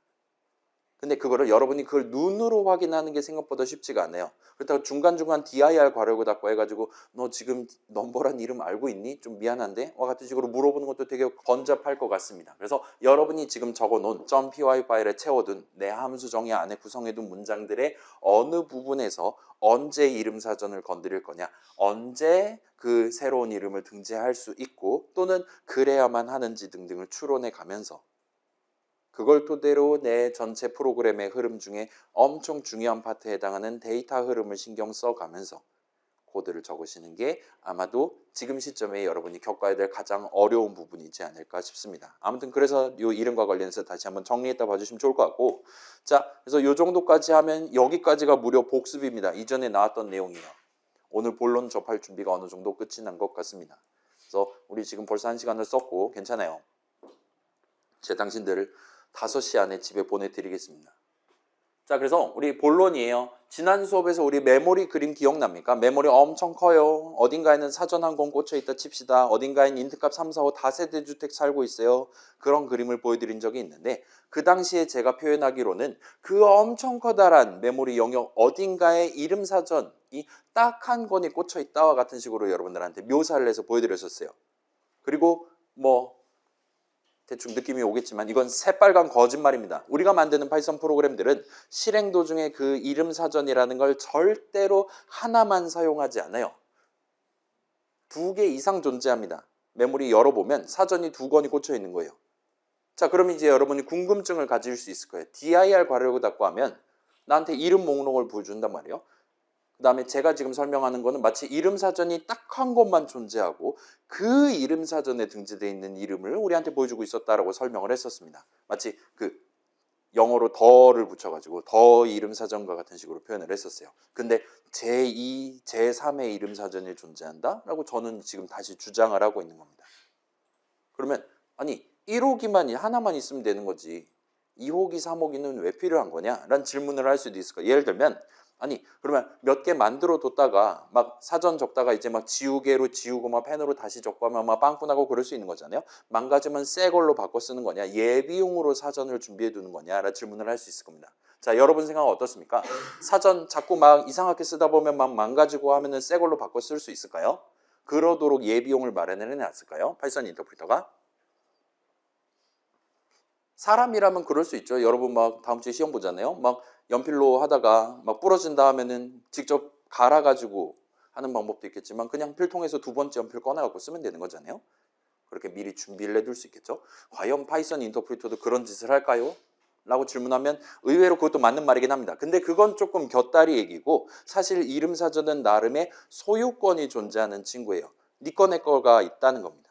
그래서 요거랑 관련돼서 이야기를 살짝 진행을 해봅시다. 여러분 요번에는 꺽쇠 3개 인터랙티브로 살짝 돌아와서 재부팅을 해볼게요. 깔끔한 결과를 위해서 재부팅을 하고 요 문장들을 한 번씩 적어봅시다. 쉬운 거니까 같이 한번 볼게요. 임포트 타임 엔터 치면 현실 시간과 관련한 기능 쓸 수 있는 거죠. 그래서 실제로 써보겠습니다. 0.1 하면 좀 더 오래 깜빡거리다가 지금 끝이 났어요. 그 다음에 dir 괄호열고 닫고 하면 이름 사전에 타임이 잘 등재되어 있는 걸 볼 수 있어요. 그 상황에서 우리가 dir 괄호열고 닫고를 하는데 이 괄호 안에다가 수식 타임을 한번 적어보고 엔터를 쳐봅시다. 일단 수식 타임 지금 유효하게 적을 수 있죠. 이름 사전에 타임이 등재되어 있어요. 따라서 일단 적을 수는 있습니다. 그 다음에 엔터키를 쳐보시면 따란딴 하면서 이전과는 다른 이름 목록이 지금 뜨는 걸 볼 수 있어요. 그래서 위에 있는 거랑 다른 이름들이 뜨고 여기도 지금 가나다 순으로 돼 있으니까 조금 살펴보시면 이런 느낌으로 슬립이라는 5글자가 이 목록에는 지금 들어있는 걸 볼 수 있어요. 자, 그냥 dir 괄호열고 닫고 했을 때는 슬립이라는 이름이 뜨지 않았잖아요. 근데 타임을 괄호 안에 넣어두고 dir을 호출했더니 그때는 이름 목록에 슬립이 떠 있는 걸 볼 수가 있습니다. 그래서 이런 식으로 나오면 성공이에요. 자, 그래서 괄호 안에 아무것도 안 적은 dir 호출식을 계산하면 그 니 거 내 거가 있다고 했는데 거기서 나의 내 이름 사전에 등재되어 있는 이름 목록을 보여주도록 되어 있습니다. 반면 괄호 안에 뭔가를 수식을 적고 호출식을 구성한 다음에 그걸 계산을 시키면 개의 이름 사전의 이름 목록을 보여줘요. 그래서 지금 여러분 dir 타임 했을 때 엔터 쳤을 때 나오는 이름들은 전부 다 타임이라는 친구의 이름 사전에 등재되어 있는 이름이라 보시면 좋을 것 같습니다. 타임이라는 친구 역시나 본인만의 사전을 들고 다닐 수 있는 친구인 것 같고 그 친구의 이름 사전에는 지금 슬립이라는 이름이 있는 걸 우리가 구경한 셈이에요. 그래서 우리가 이전에 사용해본 함수 time.sleep 같은 경우에는 이렇게 두 이름 time이랑 sleep의 조합을 통해 전체 함수 주식을 적어가면서 우리가 썼다라고 봐주시면 좋을 것 같아요. 그래서 내 이름 사전에 있는 time을 썼고 점 찍은 다음에 time의 이름 사전에 있는 슬립이라는 이름을 우리가 적었다라 봐주시면 좋을 것 같습니다. 그리고 그 사이에 적었던 그 점 역시나 어엿한 연산자라 말할 수 있는 거고 요점 연산자의 의미, 요점 연산자로 구성해둔 수식의 의미는 좌항의 이름 사전에 있는 요 이름을 쓰겠다와 같이 적는 셈이라 봐주시면 좋을 것 같아요. 그래서 요점 연산자로 엮은 수식을 우리 수업에서는 점 수식이라고 부르도록 하겠습니다. 그래서 여러분이 이런 느낌으로 적을 수 있어요. 소유주 이름에다가 점을 찍고 개의 이름 사전의 이름 같은 느낌으로 하는 거예요. 그래서 마치 어디 사는 누구 같이 느껴지시면 정확합니다. 그래서 예를 들면 뭐 서울시 무슨 구 무슨 동에 있는 누구와 같은 식으로 어떤 친구에 대한 그 친구가 정확히 어디 살고 있냐를 우리가 명시해서 적는 게 가능하잖아요. 여러분 주소 적는다라든가 할 수 있죠. 그런 느낌으로 적는다 봐주시면 좋을 것 같아요. 그래서 타임 동네의 슬립을 쓰겠어, 랜덤 동네의 웬드 인트를 쓰겠어와 같은 식으로 우리가 적는 겁니다. 만약 이렇게 적어둔다면 우리는 파이썬 인터프리터는 우항으로서 적어둔 점 오른쪽에 적어둔 이름을 내 이름 사전에서 찾는 게 아니라 좌항의 이름 사전에서 찾게 돼요. 거기 적혀 있는 걸 들고 와서 작업을 수행을 해줍니다. 그래서 우리 수업에서는 이렇게 적어두는 점 수식을 일종의 full name이라고 부르려고 하고 있어요. 그냥 슬립이 아니라 타임의 슬립이다 와 같은 식으로 구체적으로 적시를 해서 적는 거라고 생각을 해주시면 좋을 것 같아요. 그래서 엄밀히 말하면 좌항 자리에는 수식을 적는 거긴 합니다. 계산하면 이름 사전을 보유하고 있는 소유주가 튀어나올 만한 수식을 적는 거기는 해요. 아무튼 우리는 그게 가능했었죠. 타임이 등재되어 있으니까요. 라고 봐주시면 좋겠어요. 자, 그래서 여기서 주목할 점은 여전히 점 왼쪽에 적어놓은 수식, 지금 같은 경우는 타임이죠. 그 좌항 이름은 내 이름 사전에 적혀 있어야 한다는 거예요. 방금 예시에서는 타임이 그랬습니다. 우리가 지금 임포트 타임 실행하지 않은 채로 타임.슬립을 슬립을 하면 타임이 뭔지 모르기 때문에 점 수식 계산 자체가 실패한다고 봐주시면 돼요.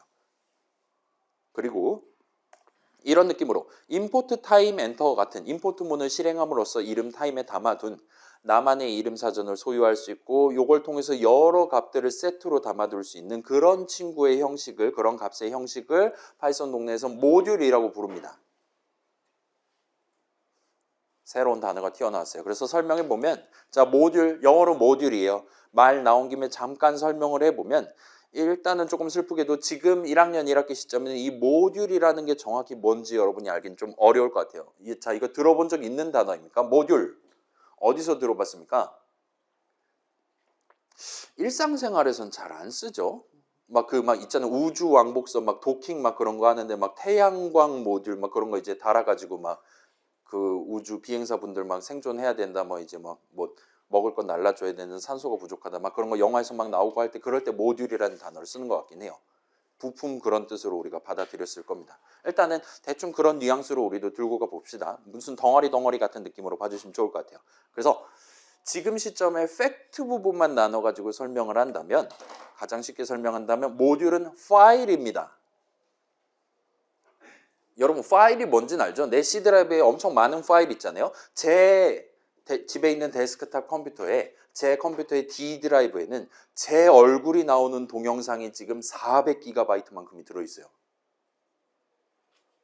이상한 취미죠. 아무튼 간에 그런 것들을 우리가 파일이라고 불러요. 그래서 파일은 기본적으로 메모리가 아닌 소위 SSD, C 드라이브 같은 보조 기억 장치에 저장돼 있습니다. 우리가 이전에 설명하기로 내 프로그램이 다루는 모든 숫자들, 모든 데이터는 전부 다 메모리 위에 올라가 있어야 된다라고 소개를 했는데, 이 모듈은 기본적으로 그렇지 않다는 거예요. 왜냐하면 모듈은 파일이기 때문입니다. 그렇기 때문에 우리는 필요에 따라 어떤 파일에 적혀 있는 내용을 들고 와서 메모리 위에 올려놓고 사용한다든가 하는 게 가능하기는 합니다. 아무튼 그렇고, 자, 그래서 우리가 직접 .py 파일 만들어서 이 클래스에 업로드해서 과제 제출하고 하는 게 가능했잖아요. 여러분이 이제까지 적어왔던 모든 .py 파일은 직접 F5를 누르거나 아니면 문장 import my file enter 같은 느낌으로 되어 있는 임포트 문을 실행하면 하나의 모듈로 간주돼서 메모리 위에 올라오게 됩니다. 그 과정에서 import my file enter를 실행하는 도중에 여러분이 직접 myfile.py에다가 적어둔 문장들, 그 모듈의 내용이 되는 거죠. 그 문장들을 한 번씩 실행해 가면서 맨 위에서부터 아래까지 쭉 실행해 가면서 메모리 위에 모듈 한 칸을 만들어 놓게 된다 보시면 좋을 것 같아요. 거기엔 이제 여러분이 미리 준비해둔 game이라는 함수에 대한 함수 정의가 있을 수도 있고 마지막에 적어 놓은 뭔가에 대한 호출식이 적혀 있을 수도 있고 아무튼 그 문장을 쭉 한번 실행을 해주는 거예요. 그리고 그 결과로서 메모리 위에 모듈 한 칸을 마련을 해주는 겁니다. 그래서 의미 관점에서 보면 함수 정의의 실행과 유사한 느낌이기는 해요. 그렇긴 한데 함수 정의랑 다르게 임포트 문을 실행하는 동안 진짜로 .py 파일에 적어둔 그 모듈의 내용물 문장을 딱 한 번 실행합니다.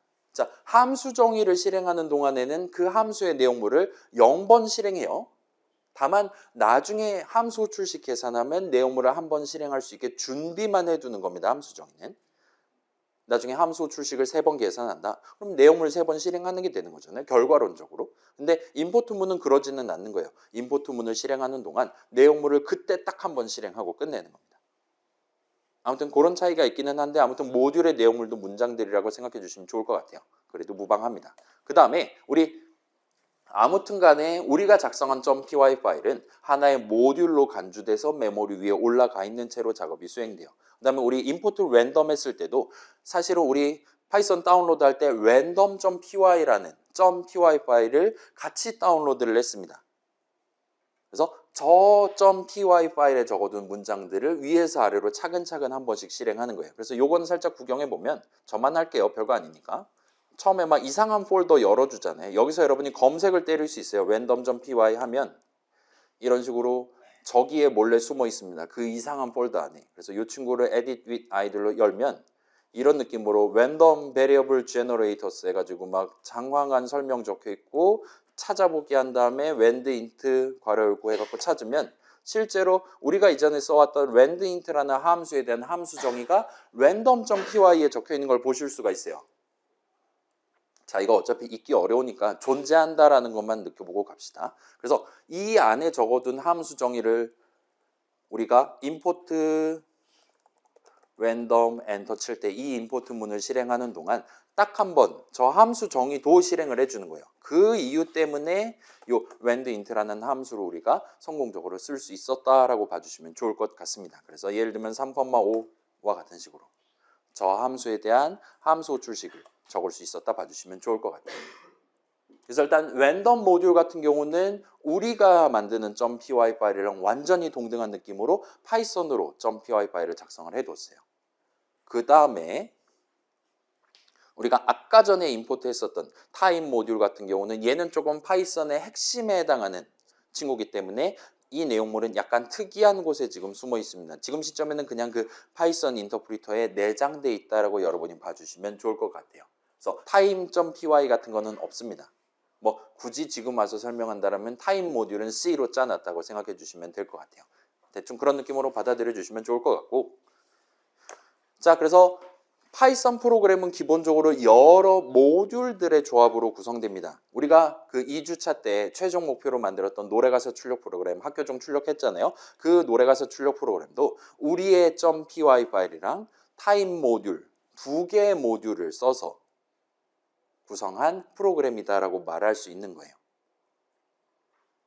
괜찮아요? 그 타임 모듈이 없었다면 우리는 당시에 노래가사 출력 프로그램 못 만들었잖아요. 우리의 .py 파일 단 하나의 모듈만 가지고 목표를 달성할 수 없었던 겁니다. 그래서 두 개의 모듈을 쓱가가지고 만들었다 봐주시면 좋을 것 같아요. 아무튼 이 모듈 내지는 파일에 대한 보다 자세한 내용은 아마 우리 수업에서 다루기는 딱 이 정도가 끝일 것 같고, 여러분이 원한다라면 나중에 이제 뭐 운영체제라든가 요 파일 그 자체를 다루는 과목에서 아마 좀 더 다양한 얘기가 나오지 않을까 싶습니다. 일단 그렇고, 자, 그럼 이제 질문을 해볼 수가 있을 겁니다. 자, 그러면은 지금 이름사전, 타임의 이름사전, 내 이름사전 이런 식으로 이름 목록을 이것저것 구경을 해봤는데, 지금 다시 돌이켜서 생각해보면 우리 이제까지 써왔던 이름들 중에 프린트라는 이름이 있었는데도 불구하고 그거는 지금 일단 내 이름사전에는 전혀 등재가 돼 있지 않았단 말이에요. 타임의 이름사전에도 없었습니다. 그럼에도 불구하고 print 괄호열고 헬로월드 할 때 네임 에러가 뜨지 않았어요. 그렇다면 뭐냐? 지들만 마음대로 하는 거냐? 특혜를 받는 거냐? 내지는 요 프린트라는 이름은 과연 어떤 모듈의 이름 사전에 등재되어 있는 것이냐라는 질문을 할 수도 있을 겁니다. 그래서 혹시나, 자, 지금 생각해 보면 얘 이름 사전, 이름 목록에서 단 한 번도 본 적 없잖아요. 근데도 네임 에러가 뜨지 않았어요. 뭔가 뒷사정이 있는 것 같아 보입니다. 그리고 이런 질문을 이전에 이미 해본 적이 있다라면 그거는 조금 대단하다고 말할 수 있을 것 같아요. 그래서 예시 코드를 살짝 들고 와 볼게요. 자, 요거는 지금 별 내용 없는 예시 코드입니다. 그냥 간단한 예시예요.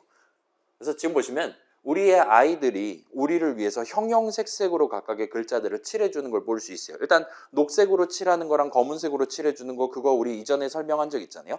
굳이 색깔을 칠해주는 이유는 그 str 리터럴이랑 그냥 3 한 글자 적어놓은 거랑은 계산하면 서로 다른 형식 값이 튀어나오기 때문에 값의 형식이 중요하기 때문에 서로 다른 색으로 칠해주고 있다라고 당시에 설명을 했었습니다. 근데 지금 보시면 녹색뿐만 아니라 막 파랑색, 보라색, 그 다음 노란색도 지금 있는 거 같아요. 그래서 지금 살짝 요약해 보면 봐봐요.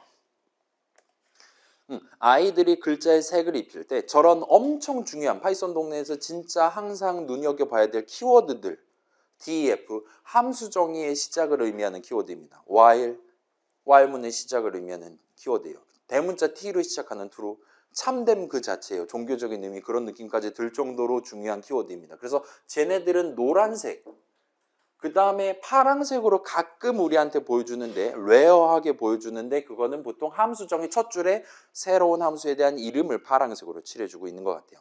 그 다음에 자주 튀어나오는 약간 고급 색상이라고 말할 수 있을 법한 녹색은 str 리터럴을 표현하는 데 활용을 하고 있습니다. 그렇게 따지면 노란색은 일종의 그거잖아요. 이거 지금 그 RPG 게임 같은 거 보면 이제 아이템 등급 같은 거 색상으로 표기해 주잖아요. 제일 일반적인 게 일반적인 색상이고, 조금 희귀한 게 고급 색상이라서 녹색이고, 그 다음에 파랑색, 그 다음에 보라색, 그 다음에 이제 황금색이잖아요. 얘네들이 이제 레전더리한 그런 느낌의 키워드라고 볼 수 있겠죠. 아무튼 간에 일반 글자는 지금 일반색으로 보여주는 것 같아요. 그러면 우리가 지금 설명을 아직까지 안 했던 색상이 하나가 존재합니다. 무슨 색입니까? 그렇죠. 이제 뭐라 그래야 될까요? 영웅 등급 내지는 그런 느낌으로 보라색으로 지금 칠해놓은 글자에 대한 설명이 아직 안 돼 있다 보시면 좋을 것 같아요. 그래서 이 보라색으로 보이는 글자는 뭘 의미하는 거냐? 얘를 왜 굳이 다른 색상으로 칠해서 우리한테 보여주냐는 질문에 대한 답변을 드디어 오늘 할 수 있다 보시면 될 것 같습니다. 그래서 이런 글자들은 이 이름이 빌트인 이름이다라는 걸 나타낸다 봐주시면 좋을 것 같아요. 그래서 자, 요거 저만 한번 해볼게요. 우리가 이제까지 재부팅해서 다시 한번 보여드릴게요. dir 괄호 열고 닫고 하면 여기는 프린트라는 이름이 없어요. 그럼에도 불구하고 우리는 프린트라는 이름을 유효하게 적는 게 가능했었습니다. 그런데 지금 보시면 이미 적혀있는 이름들 중에 요 뭔가 되게 언더스코어로 스타트하는 빌트인스라는 이름이 있고, 요 친구를 괄호 열고 닫고 안에다 밀어놓고 dir 호출식 괄호 안에 밀어놓고 엔터를 치면 웬걸 잠깐 뜸을 들이더니 엄청나게 많은 이름이 막 튀어나오는 걸 볼 수 있어요. 지금 이게 가나다 순으로 돼 있단 말이에요. 그 다음에 여러분이 조금 훑어서 보시면 소문자 P로 시작하는 프린트 5글자가 여기에 있는 걸 볼 수 있습니다. 그리고 여러분이 그 친구 프린트라는 이름에 대한 full name을 찍는 게 가능해요. 엔터 치면 나한테 프린트 함수가 들어있습니다라 말하는 걸 볼 수 있어요. 그래서 여러분이 수식 프린트를 적는 거랑 수식 builtins.print를 적는 거랑은 사실상 동일한 수식을 적은 거다. 동일한 id 값, 동일한 프린트라는 함수를 쓸 수 있다라고 우리한테 지금 이 얘기를 하는 걸 볼 수 있습니다. 그래서 마지막으로 저 친구 민증을 한번 까본다면 이 친구는 모듈 형식입니다 라고 우리한테 얘기를 하는 걸 볼 수 있어요. 그래서 우리 이름사전에 재부팅 하자마자 이미 이름사전에 내 이름사전에 등재되어 있었던 이 빌트인스라는 이름 안에는 모듈이 하나가 이미 들어가 있었던 거예요. 그 다음 개의 이름사전을 털면 우리가 이제까지 보라색으로 봤었던 프린트라든가 등등 이름이 적혀 있다라 봐주시면 좋을 것 같습니다. 그래서 그런 느낌으로 빠르게 가면 될 것 같고 이 친구 확대해서 보면 진짜로 프린트라는 이름은 여기에 들어있어요. 그 다음에 우리가 이제까지 보라색으로 봤던 이름들은 죄다 여기 들어있다라고 볼 수 있어요. int, dir 그 자체, 그 다음에 뭐 있을까요? input도 있고 list도 있고 hex도 있고 str도 있고 sum도 있고 type도 있고 막 다 여기 들어있는 걸 여러분이 확인할 수 있습니다. 그래서 프린트라는 이름 누구의 이름 사전에 등재되어 있냐라 물어보면 저 빌트인슨가 뭔가 하는 개의 이름 사전에 등재되어 있다 보시면 돼요. 그래서 자 우리 아이들 처음 켤 때부터 재부팅 하자마자 확인했을 때 이미 내 이름 사전에 등재되어 있었던 이름 빌트인스에는 타입 내지 랜덤이랑 동일한 형식, 달리 말하면 모듈 한 덩어리가 담겨 있었다라고 보시면 좋을 것 같아요. 그 다음에 개의 이름 사전에는 여러분이 엔간한 파이썬 프로그램을 만든다면 아마도 대부분은 사용을 하게 될 그런 완전 기본적인 기능들, 예를 들면 소수점 안 달린 숫자, 소수점 달린 숫자를 다루기 위한 int, float이라는 이름, 내지는 사용자로부터 키보드 입력을 받기 위한 input이라는 이름 등등이 전부 다 담겨 있다 봐주시면 좋을 것 같아요. 그래서 여러분이 생각해봐요. 노래 가사 출력 프로그램 만들 때, 아니 헬로월드 출력하는 프로그램 만들 때 생각해 봅시다. 우리는 당시에 출력을 해야 됐어요. 출력이라는 기능을 우리가 써야 됐어요. 우리가 직접 코드로 출력하는 문장을 적는 게 불가능했기 때문입니다. 근데 그러기 위해서 당시 우리가 헬로월드 출력하는 그 한 줄 적기 전에 위에다가 import built-ins 엔터를 치고 스타트를 꼭 해야 된다고 생각해 봐요. 여간 귀찮은 게 아닐 거란 말이에요. 자, C는 지금 그 짓을 하고 있잖아요, 여러분. 맨날 새로운 프로젝트 만들고 새로운 .c 파일 만들면 가장 위에 뭐 적고 스타트해요? 샵 include 꺽쇠 열고 stdio.h 꺽쇠 닫고 엔터 치고 스타트 하죠. 그 다음에 바로 뭐 해요? int main 괄호 열고 닫고 한 다음에 return 제로까지 이제 3초 만에 다 적을 수 있죠. 지금쯤이면. 파이썬은 여 동네에서도 다 마찬가지인 거예요. 출력이라든가 입력이라든가 어차피 아무나 다 할 거예요. 아무 때나 할 겁니다. 인트 형식 그런 것도 맨날 쓸 거예요. 그렇기 때문에 그 친구를 미리 파이썬 딱 켜자마자 파이썬 인터프리터가 영업 시작하자마자 바로 쓸 수 있게끔 미리 임포트를 해서 미리 그 모듈을 준비해 놓은 채로 스타트하고 있다 봐주시면 좋을 것 같아요. 그래서 우리가 파이썬 프로그래머가 굳이 저 모듈에 대한 임포트 문을 적어두지 않아도 바로 쓸 수 있도록 준비가 되어 있는 겁니다. 그리고 우리의 아이들, 우리의 하얀 창은 저 빌트인 어쩌고 모듈의 이름 사전에 등재되어 있는 이름들을 우리한테 보라색으로 입혀서 지금 보여주고 있는 것 같아요. 그래서 우리 수업에서는 저런 이름들을 빌트인 이름이라고 줄여서 부르도록 하겠습니다. 이 빌트인이라는 단어, 이 빌트라는 단어를 들어본 적 있습니까? 빌드의 과거형이죠, 여러분. 빌드는 여러분 비주얼 스튜디오에서 녹색 화살표 딸깍하면 하는 걸 빌드라고 하잖아요. 그런 식으로 빌드의 과거형이니까 누군가가 미리 만들어서 내장시켜둔 그런 모듈이 있는 거고 개의 이름 사전에 누군가가 미리 등재해둔 이름들이 가득가득 들어있다라 봐주시면 좋을 것 같아요. 그런 보라색 이름들을 우리가 여기저기에서 써가면서 이제까지 헬로월드 출력하고 노래가사 출력하고 그 다음에 민증을 깐다라든가 등등 다양한 작업들을 해왔다 보시면 될 것 같습니다. 그래서 자, 요건 좀 중요할 것 같아요. 우리가 이제까지 썼던 int라는 이름, int라는 이름을 full name을 굳이 찍는다면 builtins.int라고 말할 수 있는 거예요. 근데 요것도 비슷한 느낌이에요. 이거를 맨날 full name을 찍어가면서 적는 건 엄청나게 귀찮을 거기 때문에 특별히 built-ins 모듈의 이름은 점 수식을 구성하지 않고 그냥 적어도 되도록 마련되어 있습니다. 그래서 좀 더 구체화하면 우리가 int라는 세 글자를 이름이랍시고 적어놓고 수식을 구성했다. 파이썬 인터프리터는 그 int라는 이름을 가장 먼저 내 이름 사전에서 검색을 합니다. 근데 지금 이제까지 내 이름 사전에 int가 없었단 말이에요. 그래서 내 이름 사전이 없다면 자동으로 빌트인 이름 사전을 두 번째로 털기 시작하는 거예요. 그리고 거기서 int라는 이름을 찾습니다. 거기에도 없다면 이제 네임 에러가 뜬다 보시면 좋을 것 같아요. 그래서 두 이름 사전들 사이에 내 거랑 빌트인 이름 사전이랑 사이에 일종의 상하 관계가 전후 관계가 형성되어 있다고 봐주시면 적당합니다.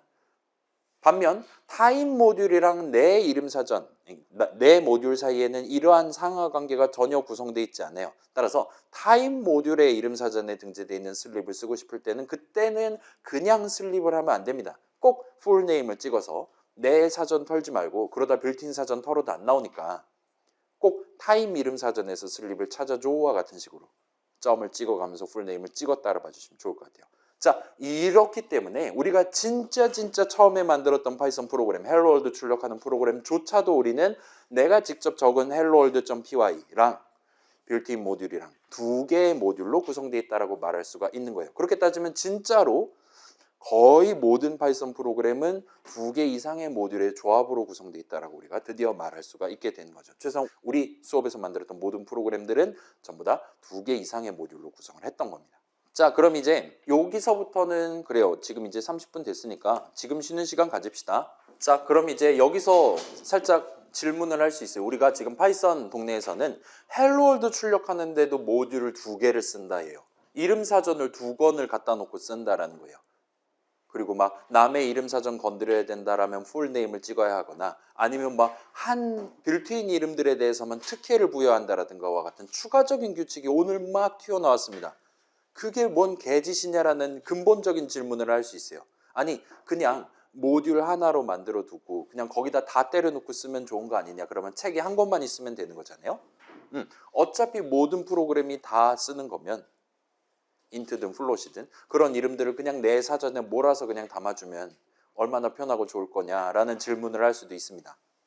그리고 그에 대한 답변은 맞는 말 하는 거예요. 이런 복잡한 방식, 사전을 여러 권을 쓴다라는 개념이 들어있기 때문에 파이썬은 C라든가 자바라든가 다른 동네에 비해서 그 이름이라는 개념을 다룬 데 있어서 속도가 좀 손해를 봅니다. 맨날 사전 들춰봐야 돼요. 있나 없나 그때그때 확인해야 되고 그때그때 무슨 값이 들어있나 확인을 해야 됩니다. 그렇긴 한데 그럼에도 불구하고 파이썬 인터프리터, 파이썬이라는 거 만드신 분들은 이렇게 모듈마다 서로 다른 이름 사전을 가져가도록 설계를 해놓으셨어요. 그 다음에 이런 방식을 선택한 이유는 여러분 알다시피 모듈들은 서로 다른 이름 사전을 들고 있는데 그런 이름들을 험하게 다루면 이름 사전에 등재되어 있는 이름 마음대로 갖고 놀고 막 그러면 나중에 걷잡을 수 없는 큰일이 대형 참사가 발생할 수 있기 때문이라 보시면 좋을 것 같아요. 그래서 이렇게 말씀드려 놓으면 인지상정으로 그런 대형 참사를 발생을 시켜봐야 되는 거잖아요. 그래서 다음 예시를 같이 한번 구경을 해봅시다. 자, 저만 해볼게요. 빠른 진행을 위해서. 이거 좀 많이 더러워졌으니까 껐다 켤게요. 모든 작업 종료 몰살 시켰습니다. 그래서 깔끔하게 다시 시작해서 우리가 지금 뭘 할 거냐? 프린트에 인트를 담을게요 하고 엔터를 치려고 합니다. 보라색 이름 자리에 보라색 이름을 담을 거예요. 이거 엔터 치면 우리한테 뭐라고 얘기할까요? 개짓하지 마 하면서 꺼지라고 할까요? 뭐 관리자 권한이 필요합니다 이런 식으로 얘기할까요? 엔터 치면 상냥하게 아무 얘기도 안 합니다. 그럼 이제 프린트에 인트가 담겨 있나를 확인해 볼 수 있겠죠. 그래서 프린트 괄호열고 3.5 괄호 닫고 하면 이 친구는 이제 우리한테 3이라고 응답을 해줘요. 3.5가 프린트 되지 않았습니다. 대신 3.5 플롯 형식 값 3.5에 대한 인트 형식 값을 우리한테 계산 결과 값으로 던져주고 그걸 반사해 준 거예요. 그럼 우리가 이제 헬로월드 출력하는 프로그램 출력하고 싶어요 이런 식으로 적어 놓으면 이제는 오류가 뜹니다. 왜냐? 지금은 수식 프린트를 계산한 결과값과 수식 인트를 계산한 결과값이 같기 때문이에요. 왜 같냐? 저렇게 할당문을 적어놨으니까 같을 수밖에 없는 겁니다. 프린트했다 인트 값을 담은 거예요. 따라서 나중에 프린트 적으면 5글자 적으면 인트가 나옵니다. 그렇기 때문에 얘는 지금 인트 괄호열고 헬로월드 한 셈 친 거예요. 그렇기 때문에 헬로월드를 가지고 어떻게 숫자를 만드니 꺼져 하면서 우리한테 얘기를 했다 보시면 좋을 것 같아요. 위에 것도 지금 그렇게 받아들이시면 되는 거죠. 3.5에 대한 인트 형식 값을 구해준 겁니다. 그래서 지금 보시면 여러분 요 할당문 실행하면 진짜로 이름 프린트했다 인트 값을 담습니다. 그리고 그게 성공을 한 거예요. 그리고 그 이유 때문에 지금 보시면 이름 프린트를 다시 적어서 수식을 구성하면 이제 이름 프린트에 담겨있는 그 값 인트 형식을 써서 계산을 수행하게 된다고 봐주시면 좋을 것 같아요.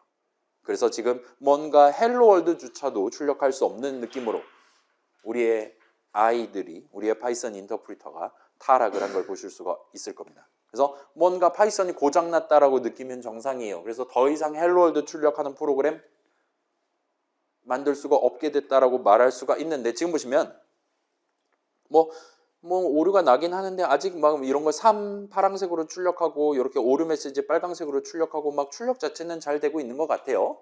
그래서 아직까지는 그렇게 큰 문제는 없어 보입니다. 아직은 잘 살아 있어요. 여기서 우리가 VARS하고 엔터키를 한번 쳐볼게요. VARS를 하면 내 이름 사전에 있는 이름들이랑 그걸 가지고 우리가 뭐를 쓸 수 있냐를 알려주는 거였습니다. 여기서의 나는 지금 인터랙티브 그 자체라 보시면 돼요. 엔터 치면 여기에 지금 이상한 이름들의 플러스 하나가 더 적혀 있는 걸 볼 수 있어요. PRINT라는 5글자 이름이 내 이름 사전에 등재되어 있는 걸 볼 수 있습니다. 그 다음에 내 이름 사전의 프린트에 지금 인트 형식이 담겨 있습니다 라고 우리한테 얘기를 하는 걸 볼 수 있어요. 그래서 지금 우리가 프린트하고 엔터 치면 이런 느낌으로 나오기는 하는데 사실 builtins.print에는 여전히 프린트라는 함수가 잘 담겨 있다라고 우리가 얘기를 할 수 있는 겁니다. 그래서 여기서 한 가지 규칙이 추가로 나와요. 그래서 할당문이라든가 그 4가지 문장, 이름 사전을 건드릴 수 있는 권한이 있는 문장을 실행하는 도중에는 기본적으로 내 이름 사전에 그 이름을 등재를 해요. 여기서의 나는 그 할당문 등등이 어디에 적혀 있냐에 따라 결정된다 보시면 됩니다. 그래서 그게 지금 helloworld.py에 적혀 있다. 그러면 helloworld 모듈의 이름 사전에 프린트를 등재를 하는 거예요. 타임 모듈의 이름 사전에 타임 모듈은 아니래 그렇지. random.py에 적혀 있다라면 랜덤 모듈의 프린트 이름 사전에 프린트를 등재를 한다 봐주시면 좋을 것 같아요. 그래서 여기서의 나는 그 문장이 어디 적혀 있냐에 따라 결정되고 그 우리 괄호 안에 아무것도 안 적고 dir 괄호 열고 닫고 할 때 내 이름 사전에 이름 목록 보여준다 그랬잖아요. 여기서도 비슷한 관점입니다. 그 dir 호출식을 어디다 적어놨냐에 따라 그 나가 누구냐가 결정된다 보면 돼요. 우리가 random.py 몰래 연 다음에 print dir 괄호 열고 닫고 호출식 적어두면 랜덤 모듈의 이름 목록을 우리한테 출력을 해준다 보시면 됩니다. 언제? import random enter 했을 때요. 그렇게 일단 봐주시면 좋을 것 같고 아무튼 내 모듈에 적혀있는 할당문 프린트는 인트를 실행할 때는 인트 엔터를 실행할 때는 빌트인 모듈 완전 다른 모듈의 이름 사전에 PRINT가 있다 하더라도 전혀 신경 쓰지 않는 거예요. 무조건 내 모듈의 이름 사전에 새로운 이름을 등재를 합니다.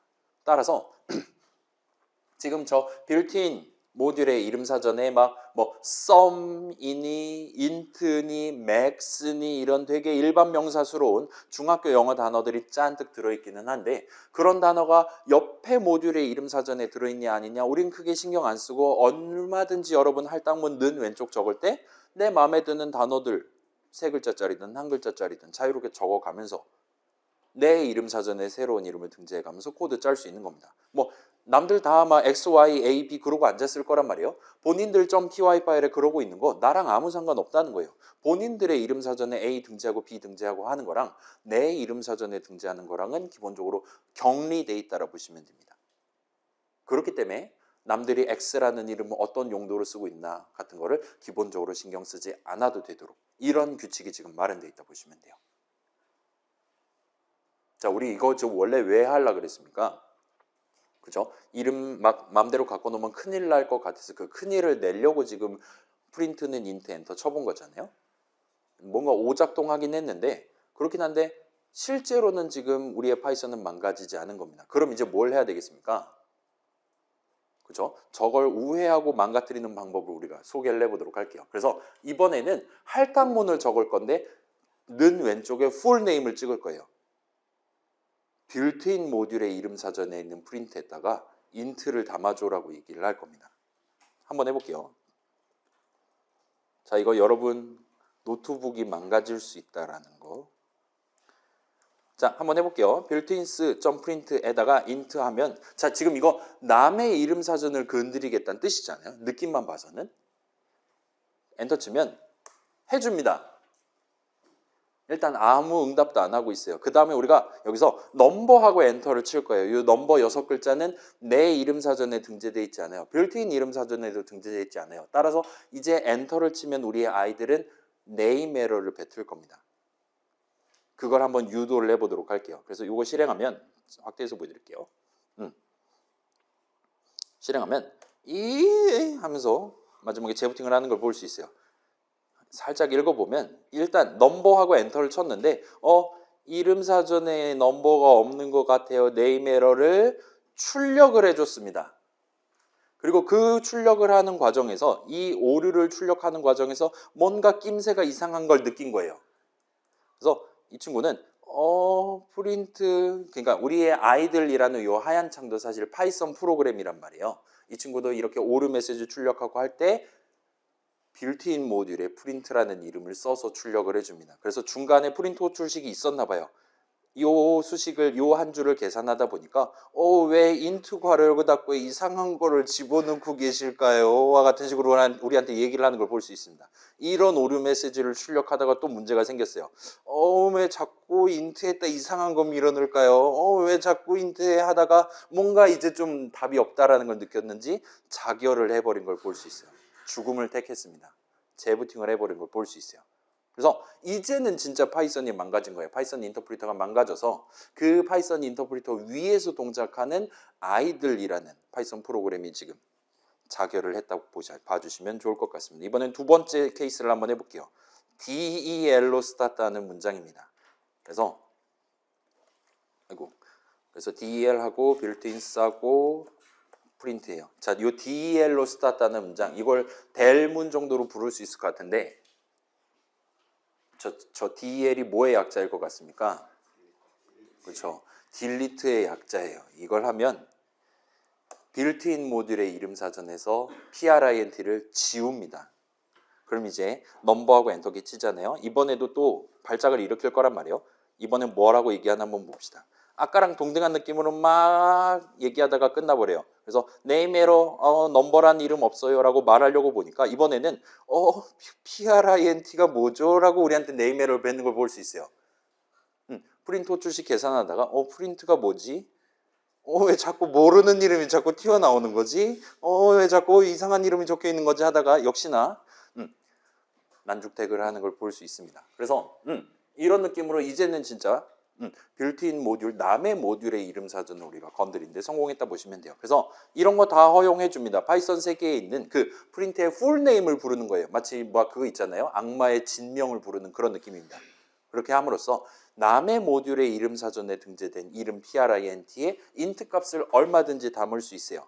그러면 이제 오작동하는 겁니다. 우리 아이들도 하나의 어엿한 파이썬 프로그램이기 때문에 그 다음에 그 안에도 프린트 호출식이 들어있었기 때문에 나랑 동일한 빌트인 모듈을 공유하고 있던 그 친구가 털렸다 봐주시면 좋을 것 같아요.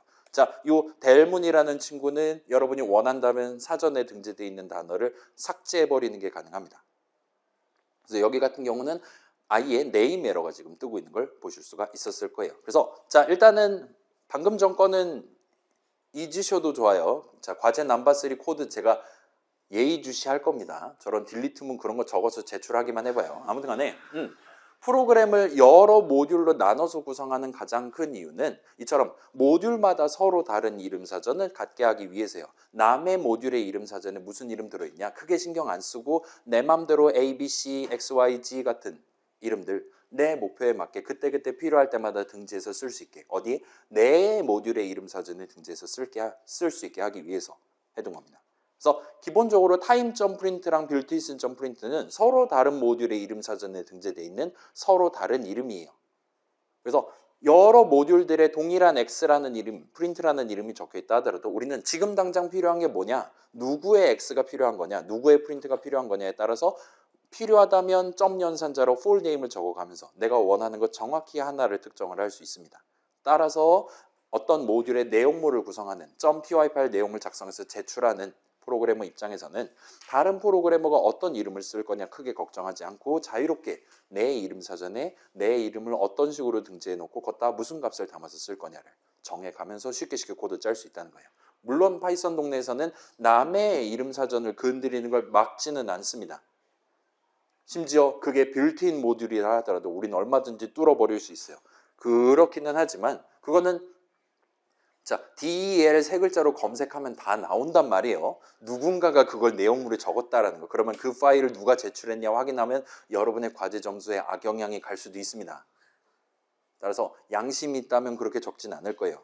그래서 자, 그런 문장, 그런 이상한 문장을 적은 그 사람 탓이다라고 우기기가 가능하다 보시면 될 것 같아요. 그런 문장, 이상한 문장을 적지 않는 한 여러 모듈들로 나눠서 하나의 프로그램을 만든다. 여러 이름 사전을 도입해서 각자 한 권씩 들고 다니면서 데이터 흐름을 발생시키다라는 게 나름 안전한 선택이라고 말할 수 있는 겁니다. 그래서 이 정도까지 얘기하면 이제 두 번째 단어 스코프에 대한 설명을 할 수가 있게 됩니다. 여러 이름 사전이 존재할 때 누구 거를 우선 볼 것이냐에 해당하는 개념을 프로그래밍 동네에서는 스코프라고 불러요. 스코프 들어본 적 있는 단어입니까? 그 배틀그라운드라는 게임에서 이제 스코프 있잖아요. 막 4배율, 8배율, 그 다음에 뭐 있습니까? 그 하늘에서 떨어지는 거 그거 상자 까면 15배율이 있잖아요. 16배율이 아니라. 아무튼 간에 그런 느낌으로 일단은 가까이 볼 수 있는 낮은 배율의 망원경을 끼고 가장 가까이 있는 내 이름 사전을 먼저 보는 거예요. 근데 거기에 내가 원하는 이름 INT 같은 게 없다. 그러면은 조금 더 멀리까지 볼 수 있는 스코프를 끼고 한층 더 멀리에 있는 지금 같은 경우는 빌트인 모듈의 이름 사전을 털어보기 시작한다고 보시면 좋을 것 같아요. 이 스코프 개념은 가까운 게 먼저 선택된다라는 매우 직관적인 원칙이 반영되어 있는 단어라고 봐주시면 좋을 것 같습니다. 그래서 이 정도까지 구경하면 이제 본론이 끝이 나요. 그래서 다음 시간은 우리는 중간고사 이후가 될 것 같긴 한데 다음 시간에도 이름 얘기를 좀 더 이어서 진행해 볼 수 있을 것 같습니다. 그래서 이 남은 시간에는 과제 넘버원 예시 코드 구경하는 게 있는데 요거 제가 제정신이었다면 지금 이 클래스에 업로드를 해놨을 것 같거든요. 해놨을까? 제정신이었을까? 8주차 자리, 7주차 자리. 왜 제정신이었지? 있습니다. 저걸 다운로드 하시면 홈워크 파이널 예시를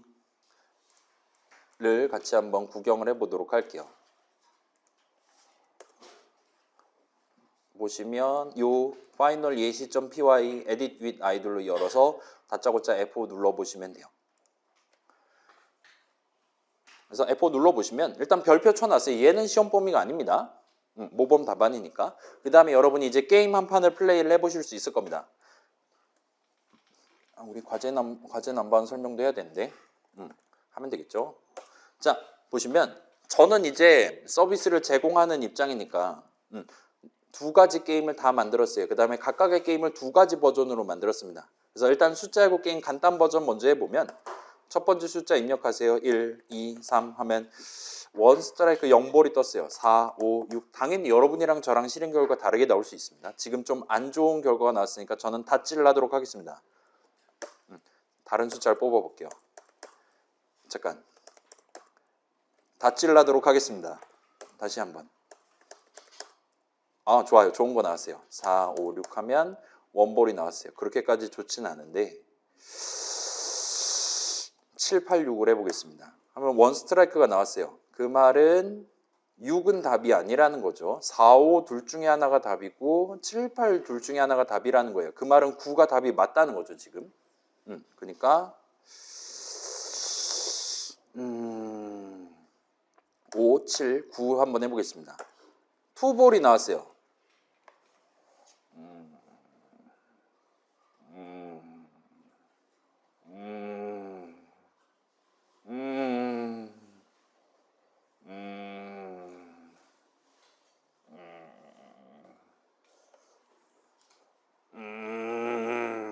칠, 9, 4 한번 해볼게요.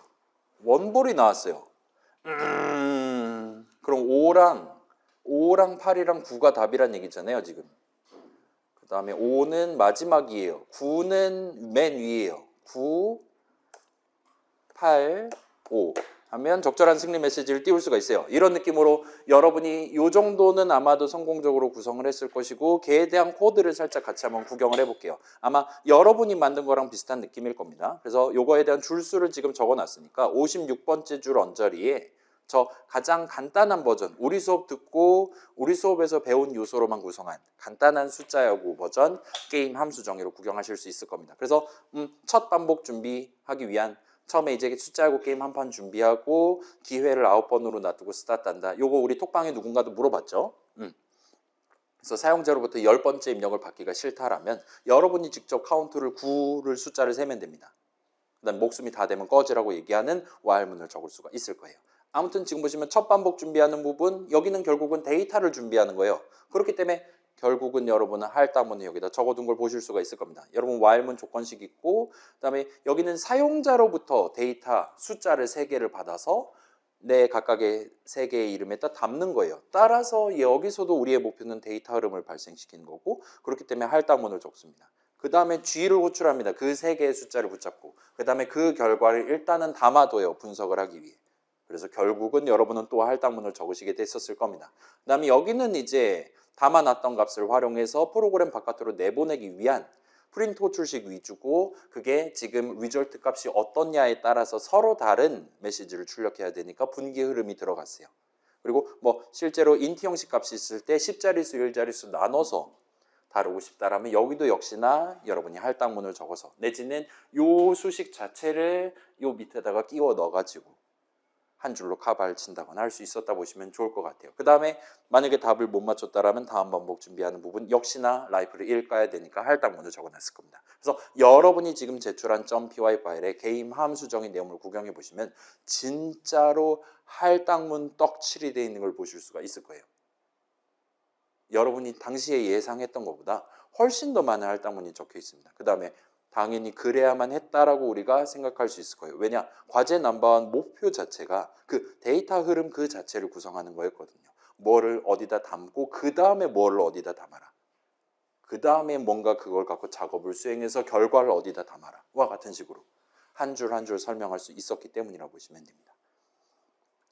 그렇게 해서 적절한 패배 메시지 출력하면 끝이 나요. 그 다음에 밑에는 이제 보물찾기잖아요.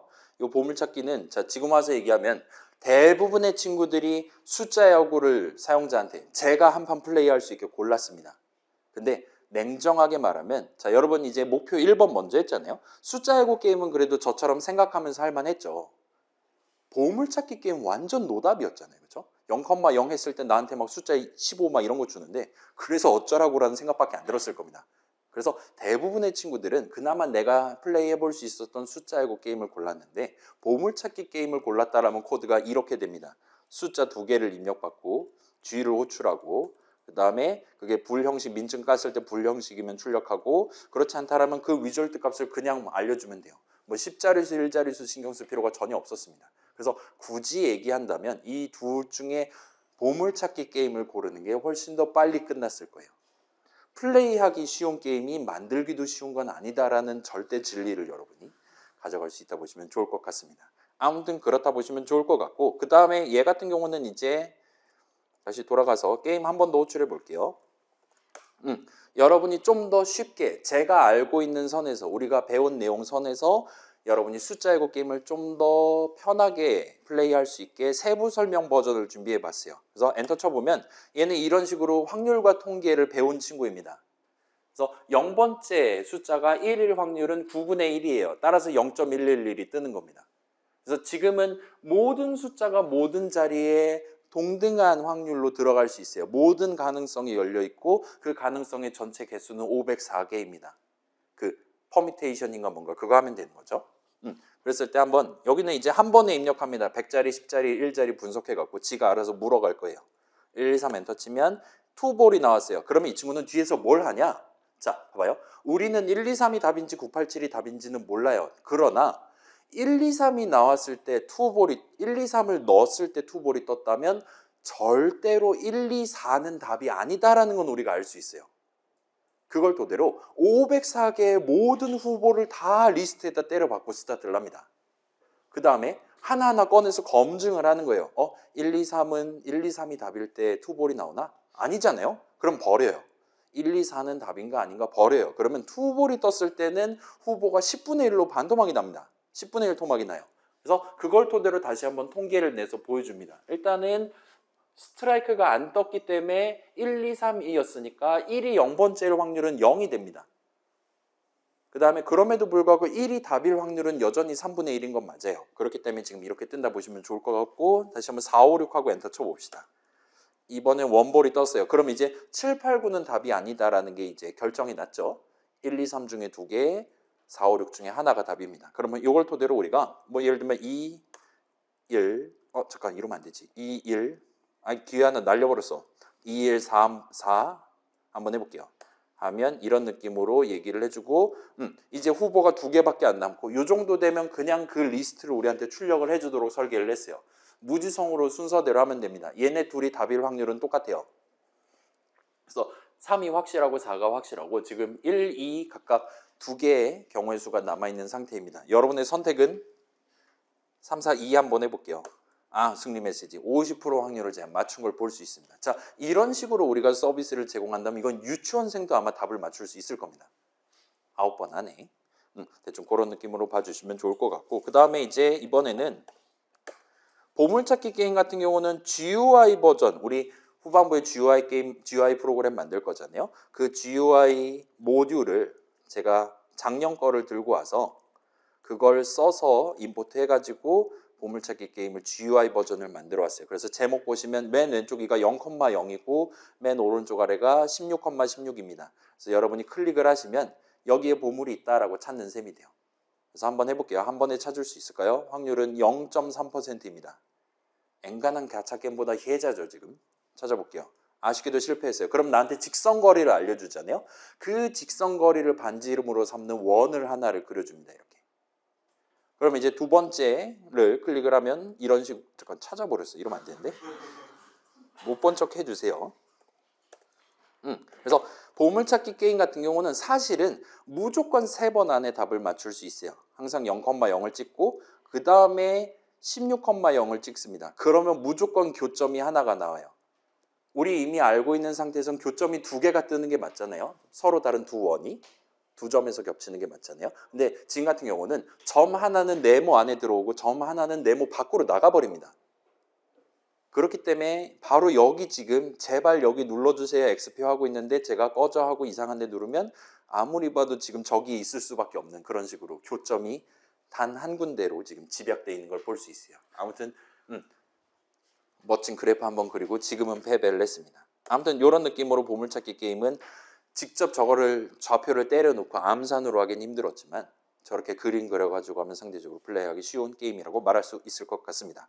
대충 이 정도로 볼 수 있고 솔브도 제가 미리 준비를 해놨어요. 솔브 10만판 괄호구 닫고 하면은 얘도 지금 2가지 버전을 마련해놨고 일단은 먼저 말씀드리면 보물찾기 게임은 확실히 3번 안에 무조건 답을 맞출 수 있고 그 연립, 이게 2차 연립 방정식에 대한 정리를 잘 해서 여러분이 구성을 한다면 수식을 예쁘게 적을 수만 있다라면 무조건 3번 안에 답 맞출 수 있어요. 그 다음에 숫자 야구 게임도 의외로 얘도 100% 확률로 9번 안에 답을 맞출 수 있습니다. 그래서 얘네는 어떻게 풀었나를 한번 소개를 해볼게요. 그래서 460번째 줄 먼저 가면 여기서는 복잡한 코드를 적은 거예요. 복잡한 수식을 적어서 보물찾기 게임을 최대 3번 안에 처음에 뽀록으로 맞출 수도 있으니까 최대 3번 안에 100% 확률로 맞춥니다. 그래서 아까랑 똑같은 어프로치를 하는 거예요. 0,0을 찍습니다. 근데 그게 맞춰버렸다라면 거기서 끝이에요. 더 이상 할 게 없어요. 2번째는 무조건 16,0을 찍습니다. 맞췄다면 끝이에요. 그렇지 않다면 내 손에는 직선거리 2개가 있는 겁니다. 아까 봤던 그 두 원의 반지름을 손에 쥔 채로 스타트를 하고 그걸 가지고 연립방정식을 세울 수 있어요. 우리가 0,0에서 찍었으니까 첫 번째 수식은 이렇게 잡힙니다. x제곱 더하기 y제곱. 여기서의 x랑 y는 보물의 좌표예요. x제곱 더하기 y제곱은 d0 제곱이라고 말할 수 있어요. 그 다음에 두 번째 수식은 지금 16,0을 찍었으니까 이런 느낌으로 잡을 수가 있습니다. 그리고 요 아래 수식을 이제 좌변을 요 방정식의 좌변을 x제곱 더하기 y제곱으로 이거를 전개를 해서 푼 다음에 오른쪽으로 털어버리는 식으로 맞출 수가 있어요. 그럼 이제 위에 거랑 아래 거랑 연립을 하면 이런 느낌으로 만들 수가 있습니다. 지금 우리는 D0랑 D1은 상수예요. 내 손에 들고 있는 플롯 형식 값입니다. 그 다음에 여기 미지수는 이제 Y가 소가 되니까 X밖에 안 남아요.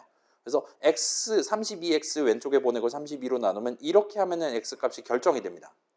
그리고 이걸 다시 그 X제곱 더하기 Y제곱 걷다가 내고 정리를 하면 이제 Y는 이런 느낌으로 다행스럽게도 파이썬 동네에서는 루트를 씌우는 게 곱하기 곱하기 0.5 하면 바로 끝나니까 그거를 써서 여기서는 D0 제곱 D1 제곱 한 다음에 X값 구하고 그 다음에 Y값은 즉석에서 구해서 G를 호출합니다. 그 다음에 얘는 100% 확률로 정답이에요.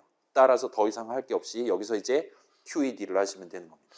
그래서 얘는 간단히 끝나고 그러면 숫자 해고 게임 지금 도전한 친구가 몇 명 있었거든요. 제가 지금 전부 다 돌려보진 않았는데 숫자 해고 게임을 솔브를 도전을 한 친구들, 목표 3번 도전한 친구들 보통은 아마 승률이 대충 한 60% 정도가 나오지 않았을까 싶어요. 제 예상은 그렇습니다. 우리 수업에서 배운 내용만 가지고 진행을 했을 때요. 자, 봐봐요. 일단은 보물찾기 게임은 현재 예시는 코드 영역에 몰빵을 한 거예요. 데이터 흐름은 거의 없습니다. 복잡한 수식 계산해서 그거를 담아두고 그걸 그냥 그냥 호출해 버리면 되는 그런 느낌으로 해놨어요. 숫자 해고 게임은 그 반대 방향으로 지금 해놨습니다. 그래서 이 친구는 좀 위에 적혀 있으니까 보시면 얘는 지금 뭔가 되게 단출해요. 솔브 넘버 베이스볼은 while문 하나에 놓고 뭔가 지금 대괄호 수식이랑 할당문 정도로만 구성되어 있는 걸 볼 수 있습니다. G 호출하고 그렇지 않으면 막 뭔가 대괄호 이러고 자빠져 있는 걸 보실 수가 있어요. 그래서 얘는 어떤 식으로 문제를 풀었냐? 요 예시, 파이널 예시의 가장 아래 부분을 보시면 적당히 800 몇 줄부터 보시면 여기부터일 거예요. 그래서 여기 지금 워크스루라는 이름에 대한 할당문을 적어놓고 여기서 대괄호를 엽니다. 그 다음에 파이썬 동네에서 괄호 열고 닫고 중괄호 열고 닫고 대괄호 열고 닫고 사이에는 엔터를 자유롭게 쳐도 돼요. 그래서 여기서 대괄호를 열고 851줄에서 열고 1741줄에서 대괄호를 닫는 엄청나게 커다란 계산함을 리스트 하나가 뿅 하고 튀어나오는 수식을 하나를 적어놨어요. 이걸 소위 족보라고 기출 솔루션이라고 생각하고 요걸 토대로 문제를 푼다 보시면 좋을 것 같아요. 그래서 간단하게만 소개를 하면 이 친구는 무조건 처음에 1, 2, 3을 던집니다. 그 다음에 1, 2, 3을 던졌을 때 0 스트라이크 0볼이 떴다라면 무조건 4, 5, 6을 던져요. 그 다음에 던졌는데 0 스트라이크 0볼이 떴다라면 그 다음에 무조건 7, 8, 9를 던집니다. 이거는 누구나 다 할 수 있는 거죠. 그래서 7, 8, 9까지 던졌는데 0 스트라이크 0볼이 또 나올 확률은 제로란 말이에요. 그렇기 때문에 여긴 지금 공란입니다. 그래서 뭔가를 던졌을 때 0 스트라이크 0볼이 나오면 요거로 가라. 1볼이 나왔다면 요거로 가라. 2볼이 나왔다면 요거로 가라. 만약에 3볼이 나왔다면 이렇게 숫자가 지금 덩어리가 두 개가 마련되어 있는 겁니다. 자, 7, 8, 9는 무조건 셋 다 답이란 말이에요. 지금 현재 상황에서는. 그렇기 때문에 7, 8, 9가 셋 다 자기 자리가 아니다라는 건 이렇게 한 칸씩 옆으로 시프트를 시켜가지고 자리 체인지만 하면 돼요. 그래서 이 둘 중에 하나입니다. 그 다음에 우리는 지금 이 둘 중에 뭐가 더 확률이 높은지를 알 수 없어요. 그래서 그냥 무지성으로 8, 9, 7 찍고 또 오답이면 9, 7, 8 찍어 와 같은 식으로 적어놨다 보시면 돼요. 그 다음에 다시 돌아가서 자, 원 스트라이크 0볼일 수는 없고 원 스트라이크 1볼일 수도 없고 원 스트라이크 2볼이다라는 건 하나는 맞고 두 개는 틀리다는 거예요. 따라서 두 숫자를 자리 체인지를 하면 됩니다. 그래서 798 또는 879 또는 987 셋 중에 하나예요. 역시나 얘도 우열을 가릴 수가 없기 때문에 그냥 순서대로 찍어봐라고 적어놓은 걸 볼 수 있습니다. 그래서 여기까지가 1, 2, 3이 0 스트라이크 0볼이고 4, 5, 6이 0 스트라이크 0볼일 때 수행하는 작업이라고 보시면 돼요. 그 아래에 있는 거는 4, 5, 6을 던졌을 때 0 스트라이크 1볼일 때 4, 5, 6 중에 하나가 답이다라고 했을 때는 이걸 찍어라라고 말하는 겁니다. 5, 7, 8을 찍어라라고 말하는 거예요.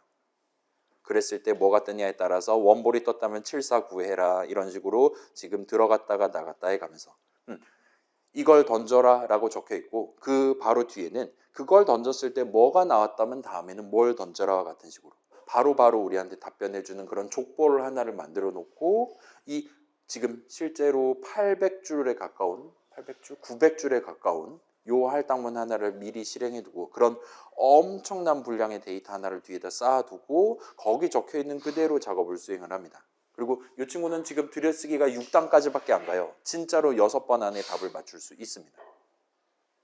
그렇게 지금 돼 있다 보시면 좋을 것 같아요. 그래서 데이터를 메가바이트 단위로 투자를 해서 문제를 해결하는 무식한 친구라고 봐주시면 좋을 것 같아요. 이걸 이제 여러분이 그 확률 같은 거 계산을 해서 막 수많은 while문과 if문 적어가지고 계산을 한다 하더라도 아마 100%를 찍기가 쉽진 않았을 거예요.